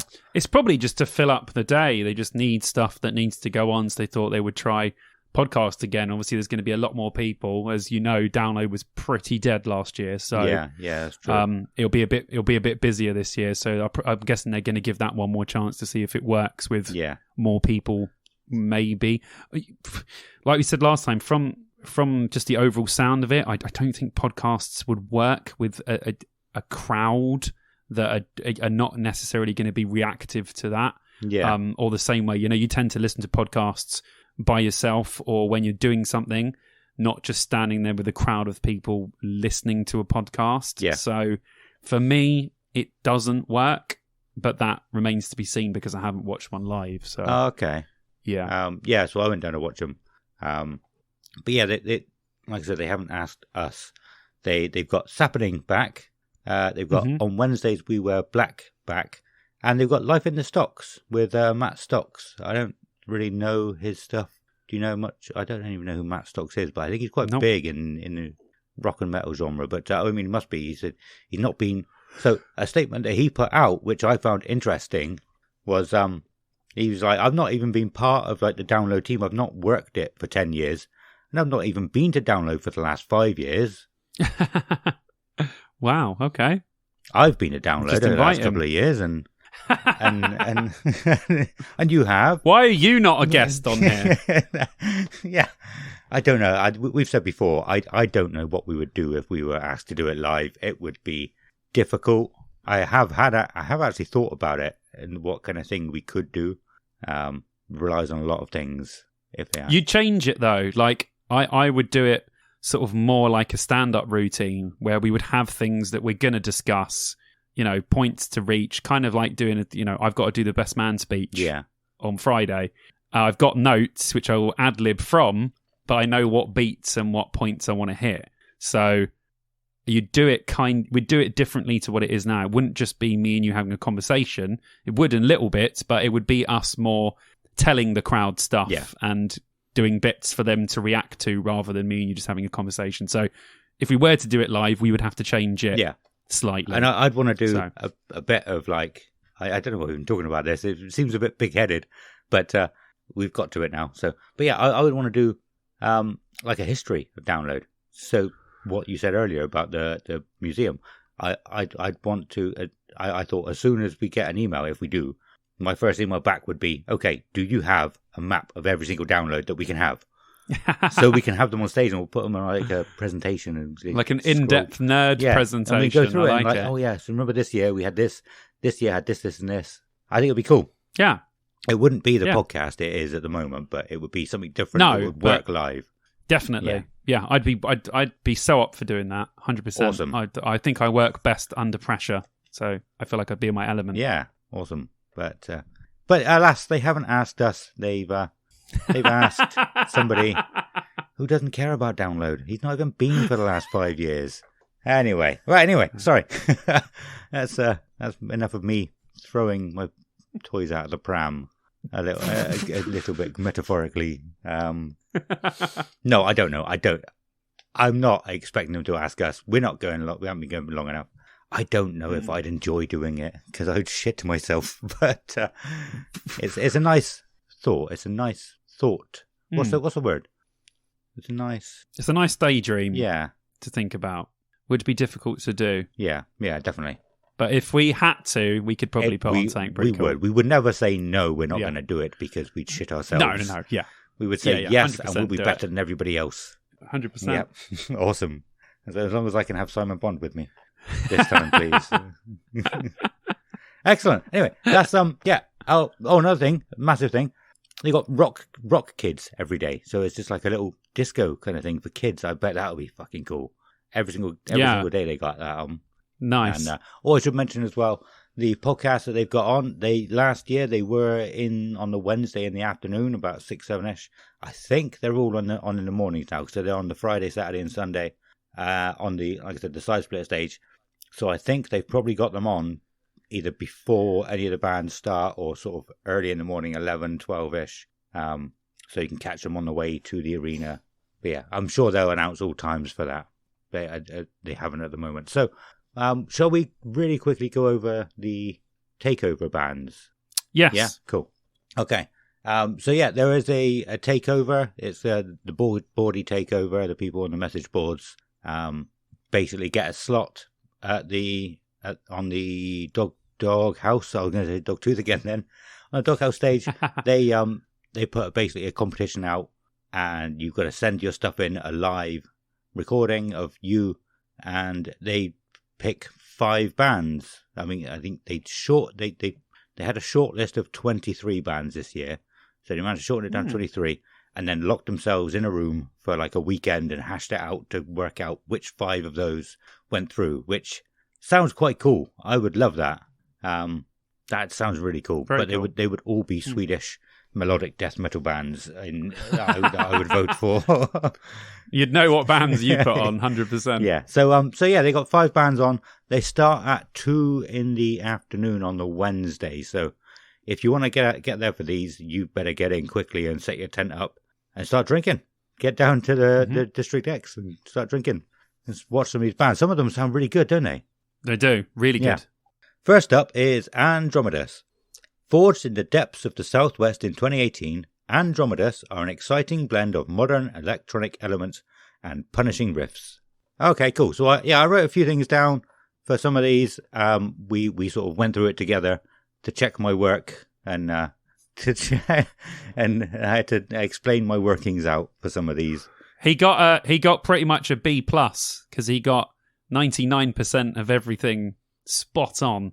He's obviously been spending way too much time. And with that's me. only a B plus. And 99. that's only a B plus. B plus is a good grade, dude. Yeah. B plus. Okay. Cool. That's good. 99% is a B plus. That can't be right. All right. Okay. 85%. Yeah. You got a B. You got a B plus. You done. It would be very well done, Adam. Excellent work. Yeah. B plus. I mean, but there was one band I just could not put my finger on, like, what they sounded like or any other bands they sounded like. I couldn't get the genre. I was just completely stumped. I had to go, Simon, please, sir. And we listened to them together, and Simon was like, whoa, this is cool, sort of thing. And like, he got it. I liked all of them. Yeah, I like all the bands that are playing the Doghouse. I liked all of them. I actually liked them more than a lot of the bands that are playing on the, I don't want to say proper stages, but the actual arena stages. I like the bands playing in the Doghouse a lot more than a lot of those bands, which was weird. Yeah. But yeah, they're all very good. Awesome. The first one on is Andromedus. I've already read the thingy. I wrote down some notes, and Simon helped put some more notes in to sort of explain it a bit better, I would say. But yeah, the first thing I had down was breakdowns. They had a lot of breakdowns, didn't they? Yeah. Which, as you know, I'm not a fan of. They had some heavy moments and some very melodic parts. It wasn't just a mix of the two. It was like really, really soft and melodic parts, I think. Also some drum and bass and electronic bits thrown in the mix. You said they got some sort of large soundscapes, and then it randomly kicks into metal. And also they're instrumental. So they don't have a vocalist. Yeah, interesting though. They look very cool, and I think the music was very interesting. Yeah, very soundscapey, beautiful, almost sort of shoegaze stuff, but with minus the guitar, and then it kicks into like heavy riffs and breakdowns and stuff. So yeah, really interesting. I think these guys will definitely be worth a watch. I think everyone on this stage will be worth a watch, but yeah, definitely. Like you said, it just depends how quickly you get in and how much you want to rush getting up to the District X for them. So yeah, the next one is North Atlas, and this is the one that I struggled with, I think. Hailing from the lowlands of the Solway Firth in Scotland, North Atlas harness elements of their rural surroundings within their music and imagery, combining enigmatic electronics with bold anthemic songwriting. Their immersive sound fills the void between the popular favourites such as Biffy Clyro, Bring Me the Horizon, and 9 Inch Nails. So we said they're a bit proggy, a little bit electronic. Sounds a bit like old Marilyn Manson, but I think you said there was a lot of bands that they had little bits of influences from. It was like that on the first 2 Manson albums. They basically just sounded like 9 Inch Nails, where it was very industrial sounding, very tom heavy. With like a almost like trap is now, but with like a hi-hat going and then loads of sort of, low-end drums with vocals over it. So it reminded me of that early Manson, 9 Inch Nails industrial stuff, which is, I love that stuff. So I really liked it instantly. As soon as I listened to it, I was like, oh, that sounds good. Yeah. I liked it. Nice. Awesome. Yeah, that was North Atlas. Next up is Crushed by Waves. Hailing from the northwest UK, Crushed by Waves deliver their own brand of hard-hitting, no apologies, gritty alternative rock. A cathartic blend of melodic verses, powerhouse breakdowns, and anthemic choruses. That's 2 in a row that got anthemic. Now, Woo! I quite like them. I think they were sort of touching on like a bluesy rock genre with a voice similar to 100 Reasons. I wrote down. I wasn't sure if that's only because I listened to 100 Reasons earlier on in the day, but but it has that sort of British element, esque to it. You can fit some bands. You can tell it's British. It has like your brain will go, I know this band is British, just from the way that they sing or the way they deliver, or the way that the vocals are done. So I get that totally. Yeah, awesome. That was Crushed by Waves. Next up is Confessions of a Traitor. Confessions of a Traitor offer raw emotion through the medium of an energized and confronting sound. Honest and passionate. I don't know if I wrote that down wrong because I couldn't copy and paste that, or if it's written wrong on their thing. It probably isn't, but it doesn't make much sense. Honest and passionate, the band wear their hearts on their sleeve. Coat share this through emotive lyrics that venture to some of the darkest places the band have endured. Aggressive music to build positive people. And I liked it. I think my first impressions was definitely sort of hardcore. I thought it was sort of like Hatebreed kind of thing. A little bit of Beartooth, Simon, you said. More sort of leaning on the Beartooth side. Closer to the Beartooth side, yeah. I thought it was quite good. I'm generally not a big sort of hardcore fan. Would you say they're hardcore? No, but more like they were hard to define, but it had that a little bit of that element, but more like it was more alternative than that. Than it was chuggy, but it was still good. It still had those sort of almost verging on hardcore elements, but without those vocals as well. So cool. And that was Confessions of a Traitor. And October Ends. They only had a very short write-up. Our sophomore album, Phases, is out now via UNFD. I have no idea what UNFD stands for. It's probably the label. Probably, yeah. No, because all these bands are unsigned, I believe. Yeah, it might just be their own one, though. They're independent, yeah. Yeah, independent label, yeah. They'll still be unsigned from a major label. Yeah, cool. Good point. But yeah, straight away with these guys, I thought it just sounds good. And it made me think back to when we were talking about production last week. And like you can hear when something is good production or not. And you can say that is good production. Whereas a lot of people, probably including me, will hear something and just not be as keen on it because it's bad production, but we don't know it's a production doing it. So now I'm starting to think maybe straight away I thought it sounded good because it's good production. Mm-hmm. Yeah. Yeah, so possibly. And it's like they're sort of like a modern version of kind of like screamo-y, old screamo bands, a bit like sort of thinking about Atreyu and Aiden kind of bands, isn't it?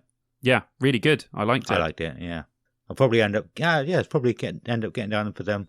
If we don't go down for any of the others, we probably end up going down for them. I think it probably finishes at about 7ish. So that's not a bad time to go down to the District X. Yeah. But I mean, if we're there early, but we're planning on getting there quite early, so it might be set up by midday. So we might be able to go down for them. But yeah, that was October Ends. Like you said, they all sound good. I think they would all be good live anyway. Very good live. Definitely. Yeah, it's really, really good stage. I think one of the best stages on that day. Yeah, definitely. What else? We got the map to talk about. Was there anything else you can think of? I'm not sure there is. What else have they announced? I saw that Corey Taylor had some comments about Download that was really nice today. He said, the story came out today, I don't know if it actually was today, but he was saying that Download is the big daddy of them all festival-wise, like the one that he considers to be the best festival. You know, not that he said that's not saying anything against other festivals, but for him, Download is the one. Yeah. That is the festival, the one they look forward to the most, the one that he considers to be, you know, the best place to play live music. So it says a lot for the smaller bands playing if people in, you know, bands as big as Slipknot still consider Download to be the proper home of metal, which is pretty fucking awesome. Yeah, definitely. That's really cool. Maybe that's because, like we said earlier, you seemed to be at every single one at the beginning in some form or another. Yeah. He's got a new album coming out as well. And I really liked the little snippet they have on it on one of the adverts. I thought it sounds really, really good. Oh, I'll check it out. Yeah. I didn't like his other stuff. Was it Corey? I mean, it is under CMFT. Oh, yeah. But I think the first I didn't like song that. he released I didn't think it was very good. Yeah, definitely check his stuff out when he brings the next album out. Well, shall we have a look at the map? Yeah, so same as last year. Obviously, we're going to go through the map now. So if you want to get the map up on your phone or PC or however you're listening to the podcast, it's always cool if we can look at it together. So get it up now or don't, if you can remember what the map looks like. Cool. Do you want to go campsite map or arena map first? We'll do campsite first. Campsite. Okay. I will say, I did talk about the map briefly on my YouTube. Just to say about this map, I overlapped last year's map on top of this map, and it is almost identical to last year. Yeah. So there are extra bits that last year didn't have, but if you went last year, it's a very, very almost exactly the same setup. And overall, I really liked the setup last year, camp-wise, and District X-wise, and where the co-op was and stuff. So hopefully we have another great sort of year, walking around the camps and all that sort of stuff. Because last year I thought was probably one of the best setups for quite some time. I think it was very easy to navigate and get everywhere. I don't know how you felt about it last year. Yeah, no, I enjoyed it. I liked it. I think it was nice that we had to walk past the co-op to get to the arena. We probably stopped in the co-op every single morning on the way there. Yeah, we've had quite a few discussions on the Discord about the map actually, and I think I've said before I took about 800 pictures last year. I wanted to get a picture of every single thing I could, or as much of the festival as I could, and so I could actually post pictures of things like saying, because the side splitter stage has moved and it's down the other end of the arena, and I think they've put it where they normally have the the showers. There's like a sort of bit cut in a little bit, and there's a shower bit there. I don't know if they're normal showers or you got to pay for those ones. I think they're going to put it there. I'm not sure, but yeah, I've been able to post a picture of that bit and say this is where I think, for people who don't know. And I've been posting pictures of like Purple Camp. Like you probably didn't even see Purple Camp last year, did you? No Nope. idea. Yeah. So there's various bits. So yeah, again, if you want to have a look and get involved in these conversations, come and join the Discord. And I've got lots of pictures I can show you. You go, ooh, look at this one. But anyway, yeah. I don't know why I did that. Yeah. So the first thing is yellow. They've added yellow back. They had yellow last year originally, and then took it away. Yeah. And then only half the blue filled up anyway. I think that was due to, they probably looked at the amount of people they knew were going to be there, and they thought, this is just spreading people out across. I mean, and that just proves, I know we talk about it a lot, but that just proves how not dead, but how not well attended last year's download was, even though the lineup was excellent and it was a great festival. The weather was excellent, but they closed an entire campsite, which is very, very rare for download to do. So, it's weird to have that on the side of blue to where we were last time. It just looked like it didn't exist last year. So yellow is actually quiet campsite now. It's not behind the doghouse stage. Fuck's sake, what's wrong with me today? This year, because that was very loud last year. Well, I've had some people on the YouTube have commented saying, it was really loud. Other people have commented saying, I didn't really notice. Yeah. But I know that from what I spoke to and what I heard when we were there last year, a lot of people were really annoyed that you'd put the quiet camping so close to, the entertainment that's going to be going on till the late hours of the night. So now, in yellow, you definitely won't hear anything in quiet campsite. No. So I have a feeling that will be quiet. It will be very quiet. But you could have camped in any of the campsites last year, apart from quiet, and it would have been quiet. Yeah. Quiet was the loudest campsite last year, but it won't be there. So if you're looking forward to getting your sleep and you're one of those quiet camping people, you will get a good night's sleep. Definitely. Quite far. It's one of the furthest away from the doghouse, so you'll be fine. Yeah. Blue is where it was. Both of them only have one set of toilets each, which was what I was ranting about earlier. Hopefully they add some more or have a shitload more toilets than they had last year. But that's a long walk. That is a long walk. If you're camped at the very left-hand side of Blue, that's about a 15-minute walk to their toilets. These campsites are huge, man. Yeah, massive. You'll be in for quite a walk, and I'm guessing if you're a guy, you'll want to do what I like to do and what I like to call a kneel down wee. Yeah. So I suppose if you're in Blue, if you're in any of the campsites and you're far away from the toilets, it's a lot of kneel down wees this year, I think. But for the ladies, a little bit more annoying. Yeah. But everyone's got senderos, so you can just hide behind a couple of senderos and no one will see you because they're tall enough to stand behind. That's going to be so weird this year, actually.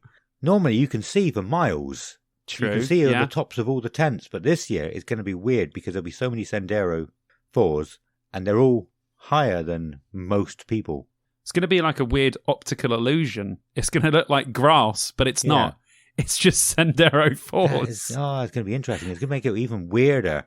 Like, because when you said you have like the big sort of Mexican wave of shouting going past, you can usually like see over where it's coming from. You can't see the people shouting it, but you just hear it now and wait for it to get to you. And that is going to be so weird. I've not thought of that until right now. I'm really excited to see how many Sendero 4s there are because it's just going to be hilarious. Yeah. I can't Interesting. wait. I can't wait. There's a couple of things called air hubs inside the campsites. I did know what they were. I actually don't. But I think it's people volunteering just to make sure everyone's okay. Now, like just a just a bit of help, bit of assistance if you don't know where you're going or if you need something or I guess then there'll be little security hubs as well because the campsites will be really packed this year. So I'm guessing they'll have a security person and an information person if you need anything or know where to go or if you need any help with anything. So that's quite cool that they've got loads of those scattered around. I mean, there's more of them than there are toilets. So but yeah, there is actually, where is it? There is campsite managers. Oh, for every campsite. There's a campsite manager for every campsite as well. If you look, you'll see on the little key, it's black and pink, CM. Yeah. Which will be good. I can see that. Because I think I said last year, I saw someone, where we were, a lot of the men were going to the toilet against the fence on the side, but I saw one security guard in particular who took his job a little bit too seriously, let's say. He was taking a picture of somebody's wristband to get the number of it. So if he was caught again, they would check the number and go, right, we've been warned, you're out. Whether this guy was actually allowed to do that, because I'm pretty sure it would have been his own mobile phone that he was using to take a picture of this guy anyway, which is probably massive GDPR breach. I don't know the rules and regulations, but at least you can go and see the camp manager if there's any people like that around, or if you have problems, of course. It's not.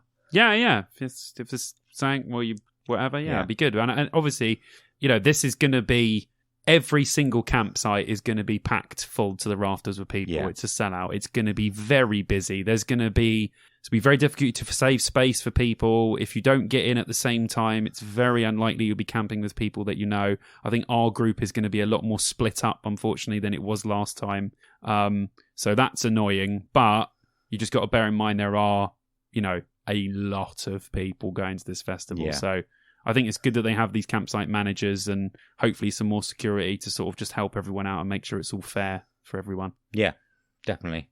I just couldn't get over that guy last year. Sorry, I don't know why that was the first thing that came to mind instead of managers being there to actually help you instead of like discipline his staff, incompetent staff. anyway, black campsite. Pretty much the same as it was last year. You've got mini moshers in there, which is cool. Yeah. I think there's a track running down, isn't there? And there was loads of tents on the left-hand side, so that's probably where on the way to Blue, so that's where mini moshers probably is. Another interesting one here is the Church of Genexis. What on earth is that? There's been a lot of talking about that, a lot of chat. The best guess most people have at the moment is that Ollie Sykes owns a vegan restaurant in Sheffield called Church. Okay. So it could be like a food stall of his for vegan food, because when they first put the map up, it was a Bring Me the Horizon logo there instead of what the logo is now.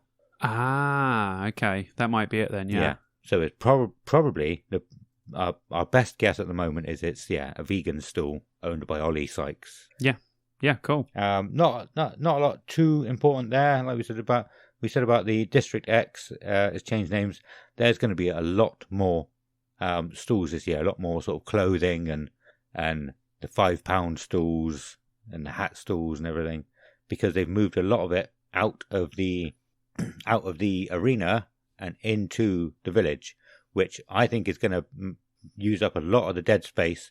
It felt empty. It felt like nothing was going on there last year. Yeah, it was quite empty in there. Yeah.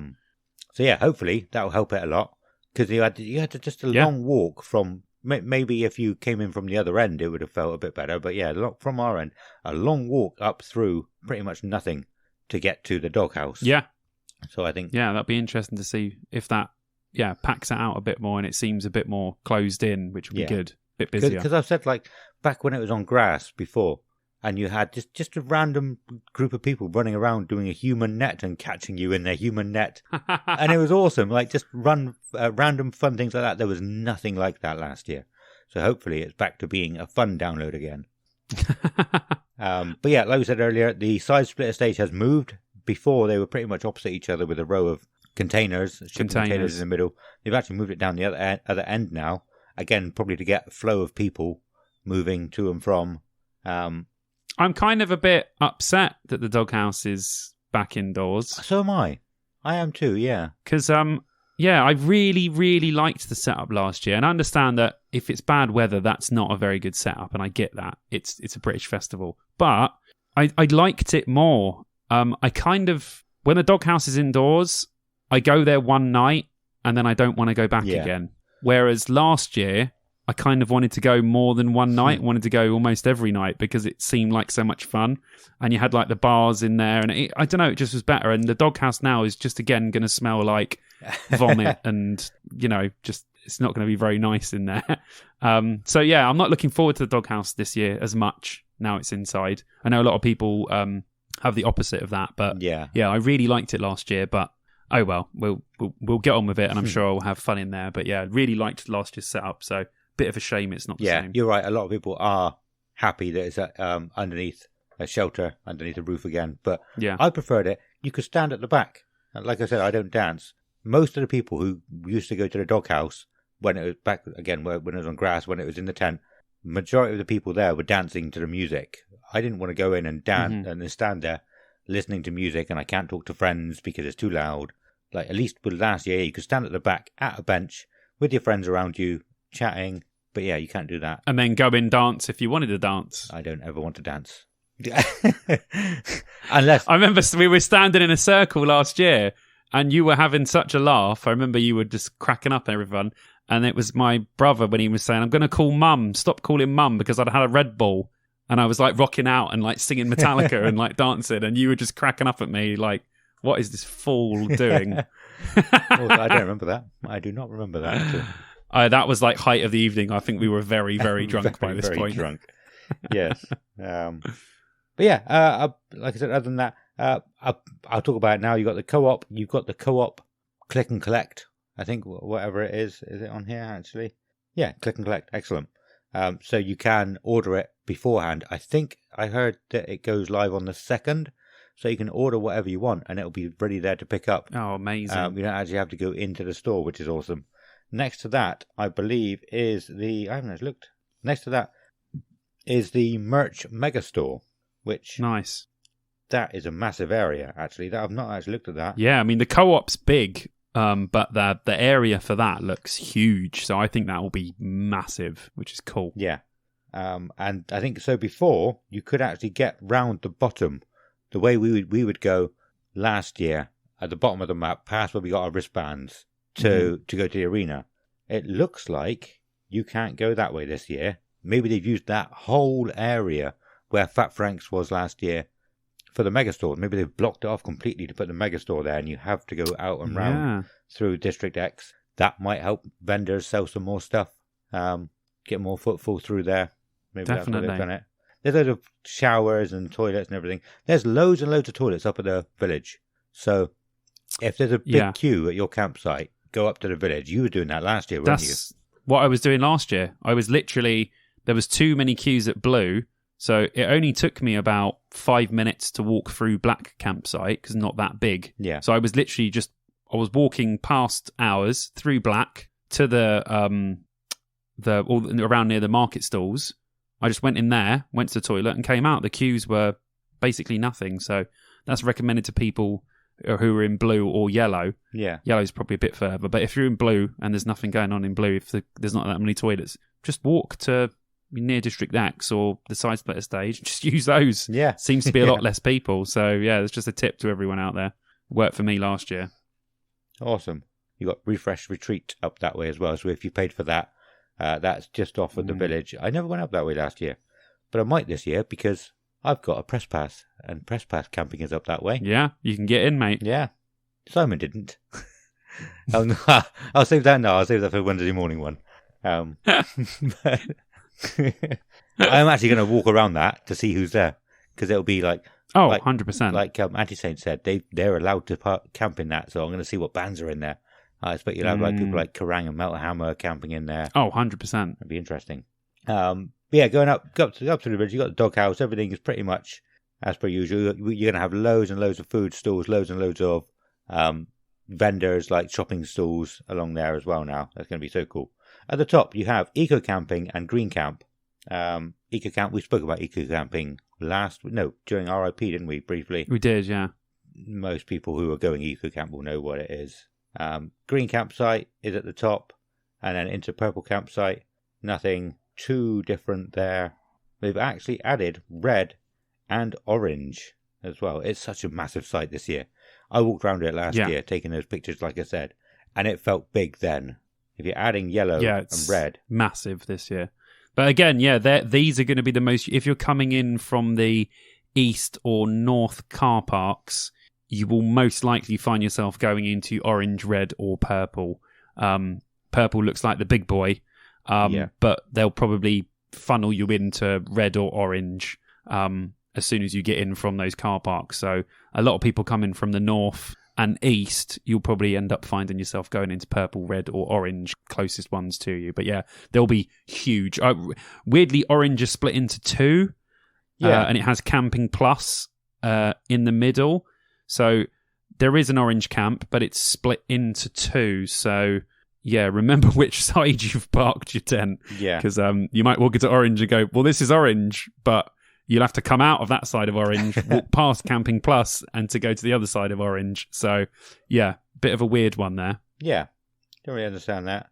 And then you've got the accessible camping, sort of in dark blue along the bottom there. What else is that? That's Ready to Rock camping as well. That looks very small for Ready to Rock. You got Ready to Rock. You got Camper Van Plus down there. Yeah. Accessible Campsite C and Accessible Campsite A. Yeah. So, yeah, obviously for the accessible campers as well. So, yeah, I mean, like you said, huge site this year. We're going to have a walk round at some point. Yeah. Definitely want to come with you this time when we do that. Yeah. But yeah, we're going to get in a lot of steps because it's a hell of a big campsites this time. Yeah. But yeah, fun. Looks good. Looks really good. I loved it last year. Yeah. Also, I've just noticed, Anti-Saint might be interested in this. The guest and press campsite is in the middle of the racetrack where the main stage used to be. Literally. Yeah. I hadn't noticed that. And like they obviously said in the episode that they knew of Donington Park from like old videos from seeing AC/DC there and everything back when it was Monsters of Rock.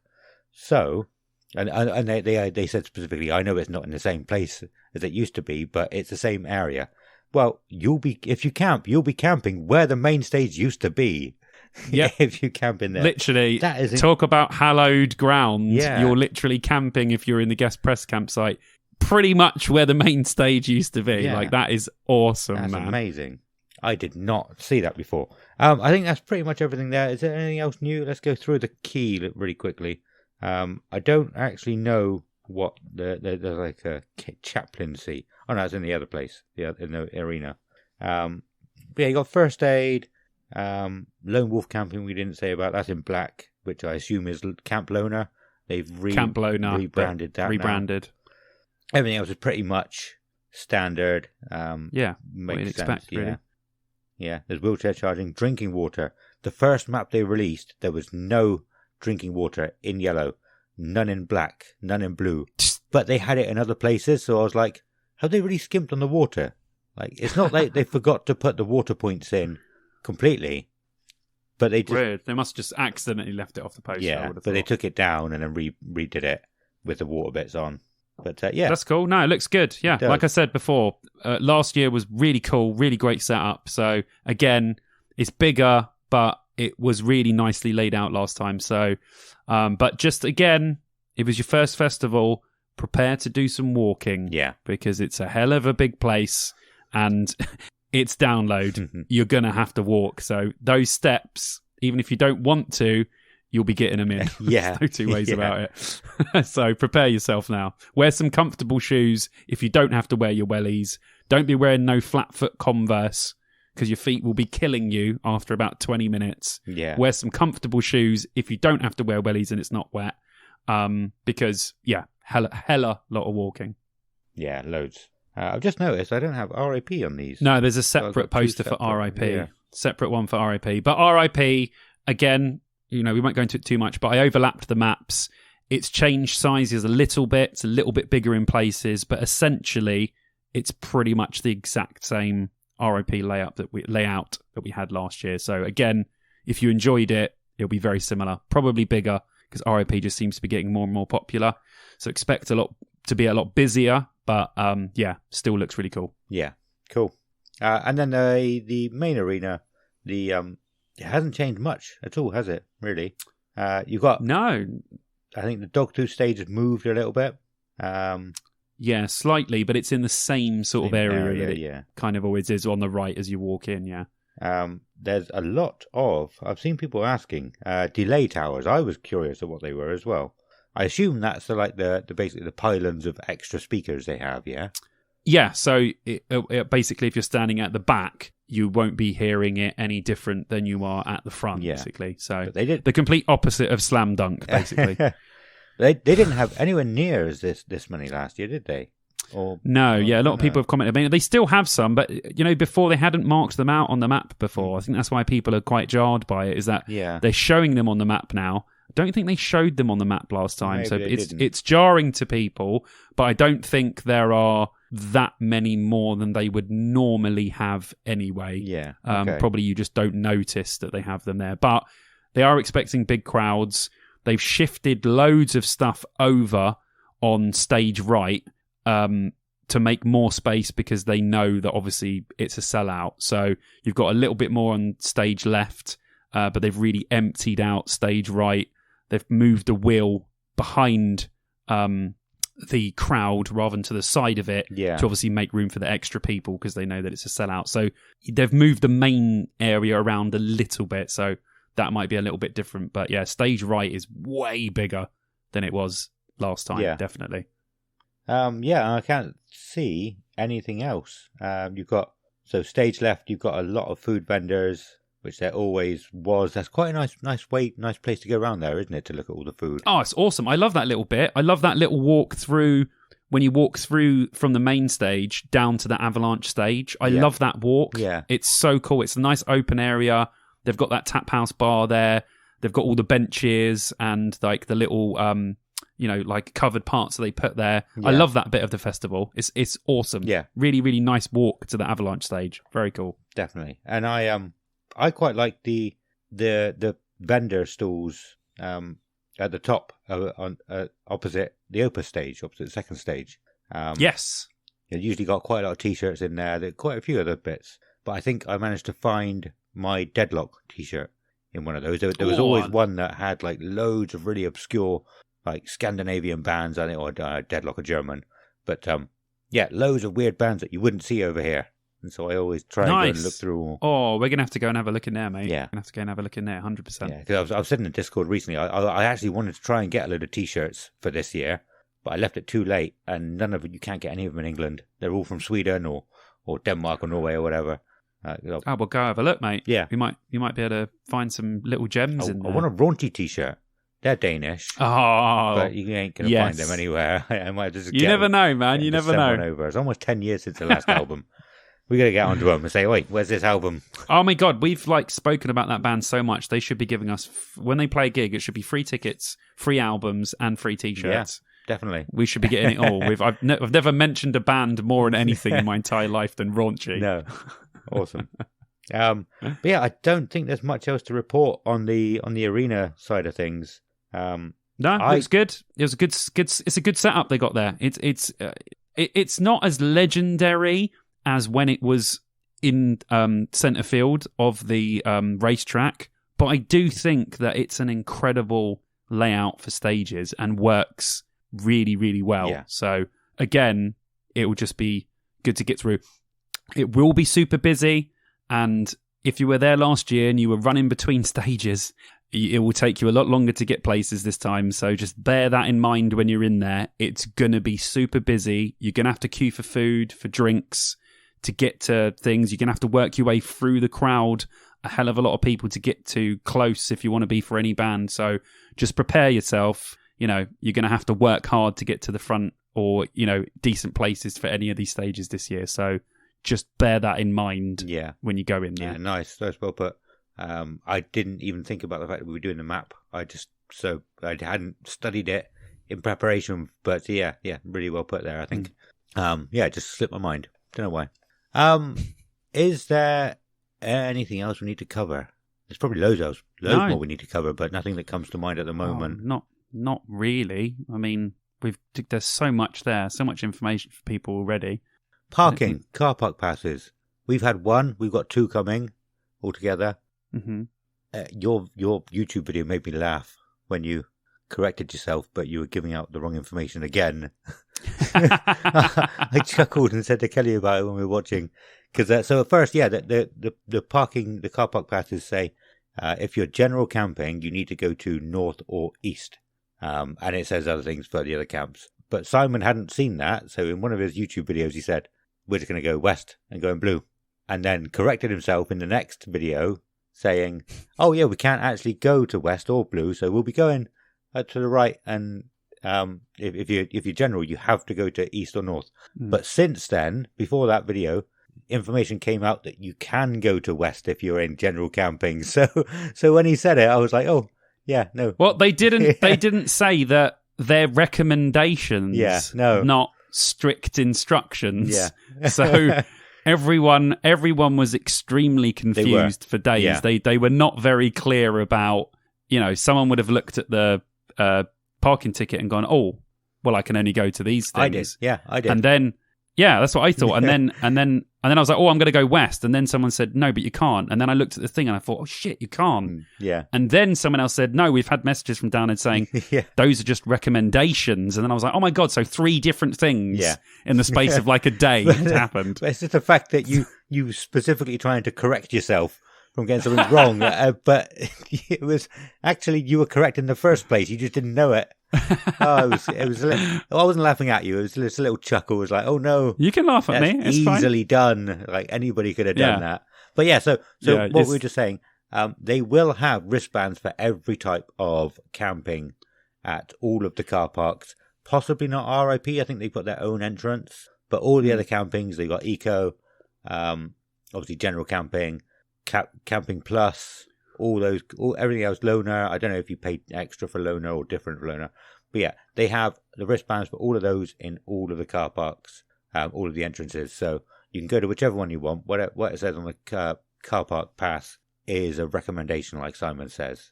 So I think recommendations. I think we're going to aim for blue, I assume, still. Yeah, I think because we are obviously from the west side of the country. Ad's down in Somerset and I am in Gloucestershire. So that's just the way we would head there.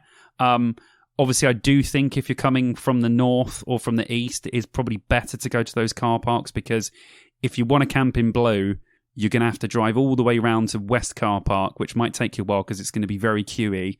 So I do think that the best thing would be to go to east or north and then probably go into purple, orange or red if you don't want to find yourself walking across the entire site to get to blue. Yeah, it's a long way to walk with your tents. Yeah, it's a hell of a long way. Yeah, so like that map does not do the distance justice. So that's just my recommendation for you guys up north, and you guys coming from the east, from Norwich and all those sorts of places. Make sure you get into those car parks and then probably head to orange, red, or purple and save yourself a very long walk to black or blue. Yeah. My recommendation would be, so I've had this conversation with some people in a WhatsApp group I'm in. They were saying they want to probably go to purple. It's the closest to the arena. It is. Blue is closer to co-op. Or blue, black, yellow is closer to co-op. And I would rather be closer to co-op. And I think, like I said earlier, last year we were going to co-op every day on the way to the arena. If you want to go to co-op on the way to the arena from purple, it's a much longer walk. So even though it's a bit longer from blue, you get the refreshments that you want on the way there for a good amount of money. We were getting, I remember there was a day Jacob just bought like a big box of oranges. He's just carrying them around with him all day. It was brilliant. Gotta love that co-op. Like we said before, one of the best partners or thing that Download have done. They trialled it for a year. Everyone loved it so much. Now it's such a huge part of the festival. Really, really cool, and definitely worth going. So get yourselves to co-op. Don't be bringing too much stuff with you. You can get quite a lot of it in the co-op. That's what my plan is this year, is to buy all of my beer, cider, and 90% of my food in the co-op, as I won't be bothered to be bringing any of that with me. I'm travelling light this year. Yeah, nice. I'm travelling light as. But yeah, I think that's about everything. There are probably lots of questions everyone has.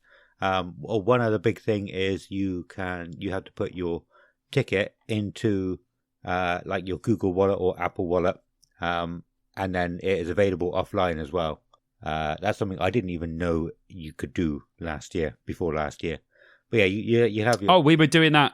Do you know how I knew we had to do that? Go on. Because we had to do it on the pilot, right? And you had to have your COVID passes separate as well. Okay. So if you could put all of those through the NHS app, you could put the COVID thing in your Apple Wallet and the ticket. So you could literally just go, there's a COVID thing, scan it, there's a ticket, boom. Yeah. So if you have Apple Wallet or whatever the one is for Samsung or whatever you have, just screenshot it or make sure you have it offline, because the signal at Download is not that bad in places, actually. It's not the worst festival for signal, but just to save yourself hassle getting in, screenshot it or save it to your wallet and just have it there so you can get in. Trust me, when you're carrying stuff to a festival, you don't want any more hassle than it's worth. So just make sure you've got it on your phone, nice and easy, quick access, boom, get in, and then you can head to your campsite quick as. Yeah, I'm not sure if screenshotting it works, because I think it's one of those things where like the code changes every 20 or 30 seconds, something like that. Oh, okay. But once you put it in your wallet, it's then saved to your wallet, and you can even test it in like airplane mode, and it will still change. It's like sort of... Oh, there you go. Yeah, it must be put in the coding what numbers is going to be coming up somehow. I don't know. But yeah, it works. It works with no signal if you've got it in your wallet, saved to your wallet. Yeah. Yeah, so best thing to do, yeah, definitely. Yeah, cool. Yeah, so that's everything. This is a long episode. There was probably loads more we could talk about, though, like we said. But I don't know. We'd need the specific questions from people to be able to answer them. So there's nothing I can think of off the top of my head that we can talk about right now. So this time next week, we'll be getting ready. We should be all packed. I'll be ready, mate. I will be in bed. Yeah. Asleep by this point next week. We are literally aiming to get there for 8 o'clock in the morning. Yeah. Okay. That's the question I was going to ask. Whatever. Yeah. Yeah. We're aiming to get there early. So, like we said before, we should get as many of our crew to try and get there at the same time, because if we don't get there at the same time, we won't be camping together. Yeah. Okay. So that sounds good. The people that are close, which will be, me, Vicky, Alex, Perkins, my brother, your lot, all of the Gloucestershire people and Somerset people, we definitely should try and meet up at Tamworth Services like we did last time, drive there together and at least get, because I know my London lot won't be there at that time. Right, okay. So I don't think we'll be camping with them. I said to him, we'll try and save space, but it's very unlikely to try and do that this time. So we'll be very lucky if that happens. I'll probably ask Chids to meet us at the same time as well. Although knowing him, he'll probably be there at about fucking 5 o'clock in the morning. But at least if he's there before, we can get him in with us and then we can all camp together. Yeah, because that's the plan anyway. That's one of the worst things. Like when you're in a big group, I know I would never do it. I can't understand how other people would do it. But you're in a big group, some of you get caught up, and then like a few people get through, get their wristbands and get through. They just don't want to wait. They don't want to wait like 10, 15 minutes for everybody to get through together. They're like, we're going. And I don't understand it. Like, I never understood it. That won't be happening this year, dude. I'm going to be barking orders at people. Good. This year. As long as we have to someone's be in charge. Super organised. Yeah. As long as someone's in charge, I think that's fine. Yeah, when nobody's in charge, everyone goes something. See you later. Yeah, I saw. I think it was a Terry Pratchett quote the other day. Like the IQ of a crowd of people is the square root of the number of people there are. So if you've got 9 people, the IQ of them is 3 collectively. Just people in groups. That's great. Are stupid. Yes, 100%. 100%.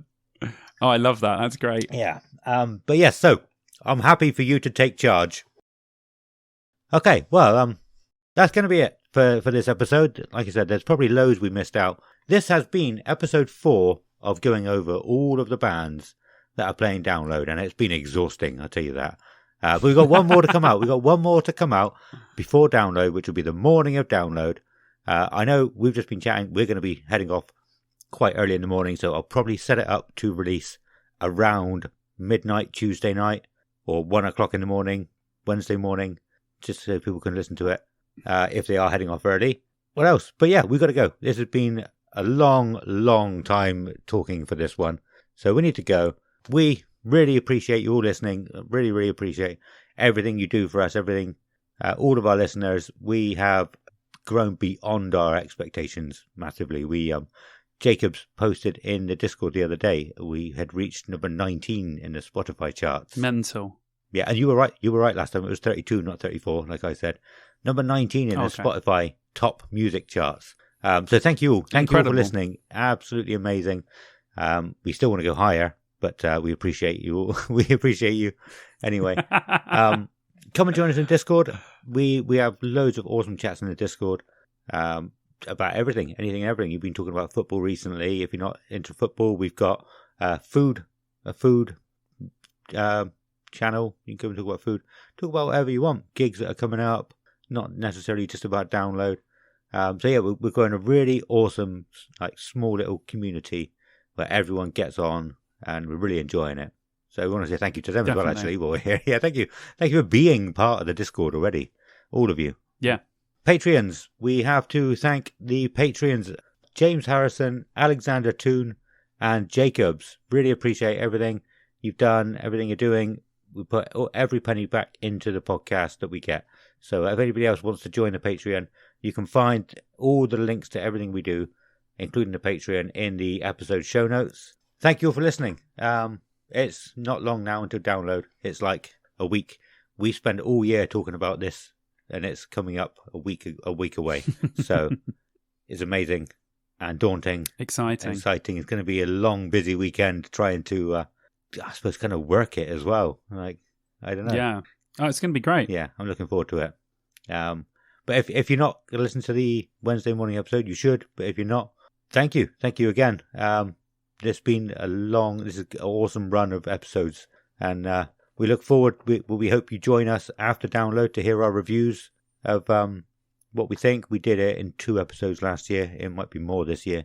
I think it was about 5 hours of talking about Download, which is more than anybody else, I can tell you. I reckon we can make it 7 this year. 7 hours of talking about Download in review. Let's see how we do with that. You can hold us to that. We've been Dear Download. We'll see you in about a week at Download. Or a few days for the Wednesday morning episode. So yeah, it's a goodbye from Simon. And a goodbye from me. Goodbye.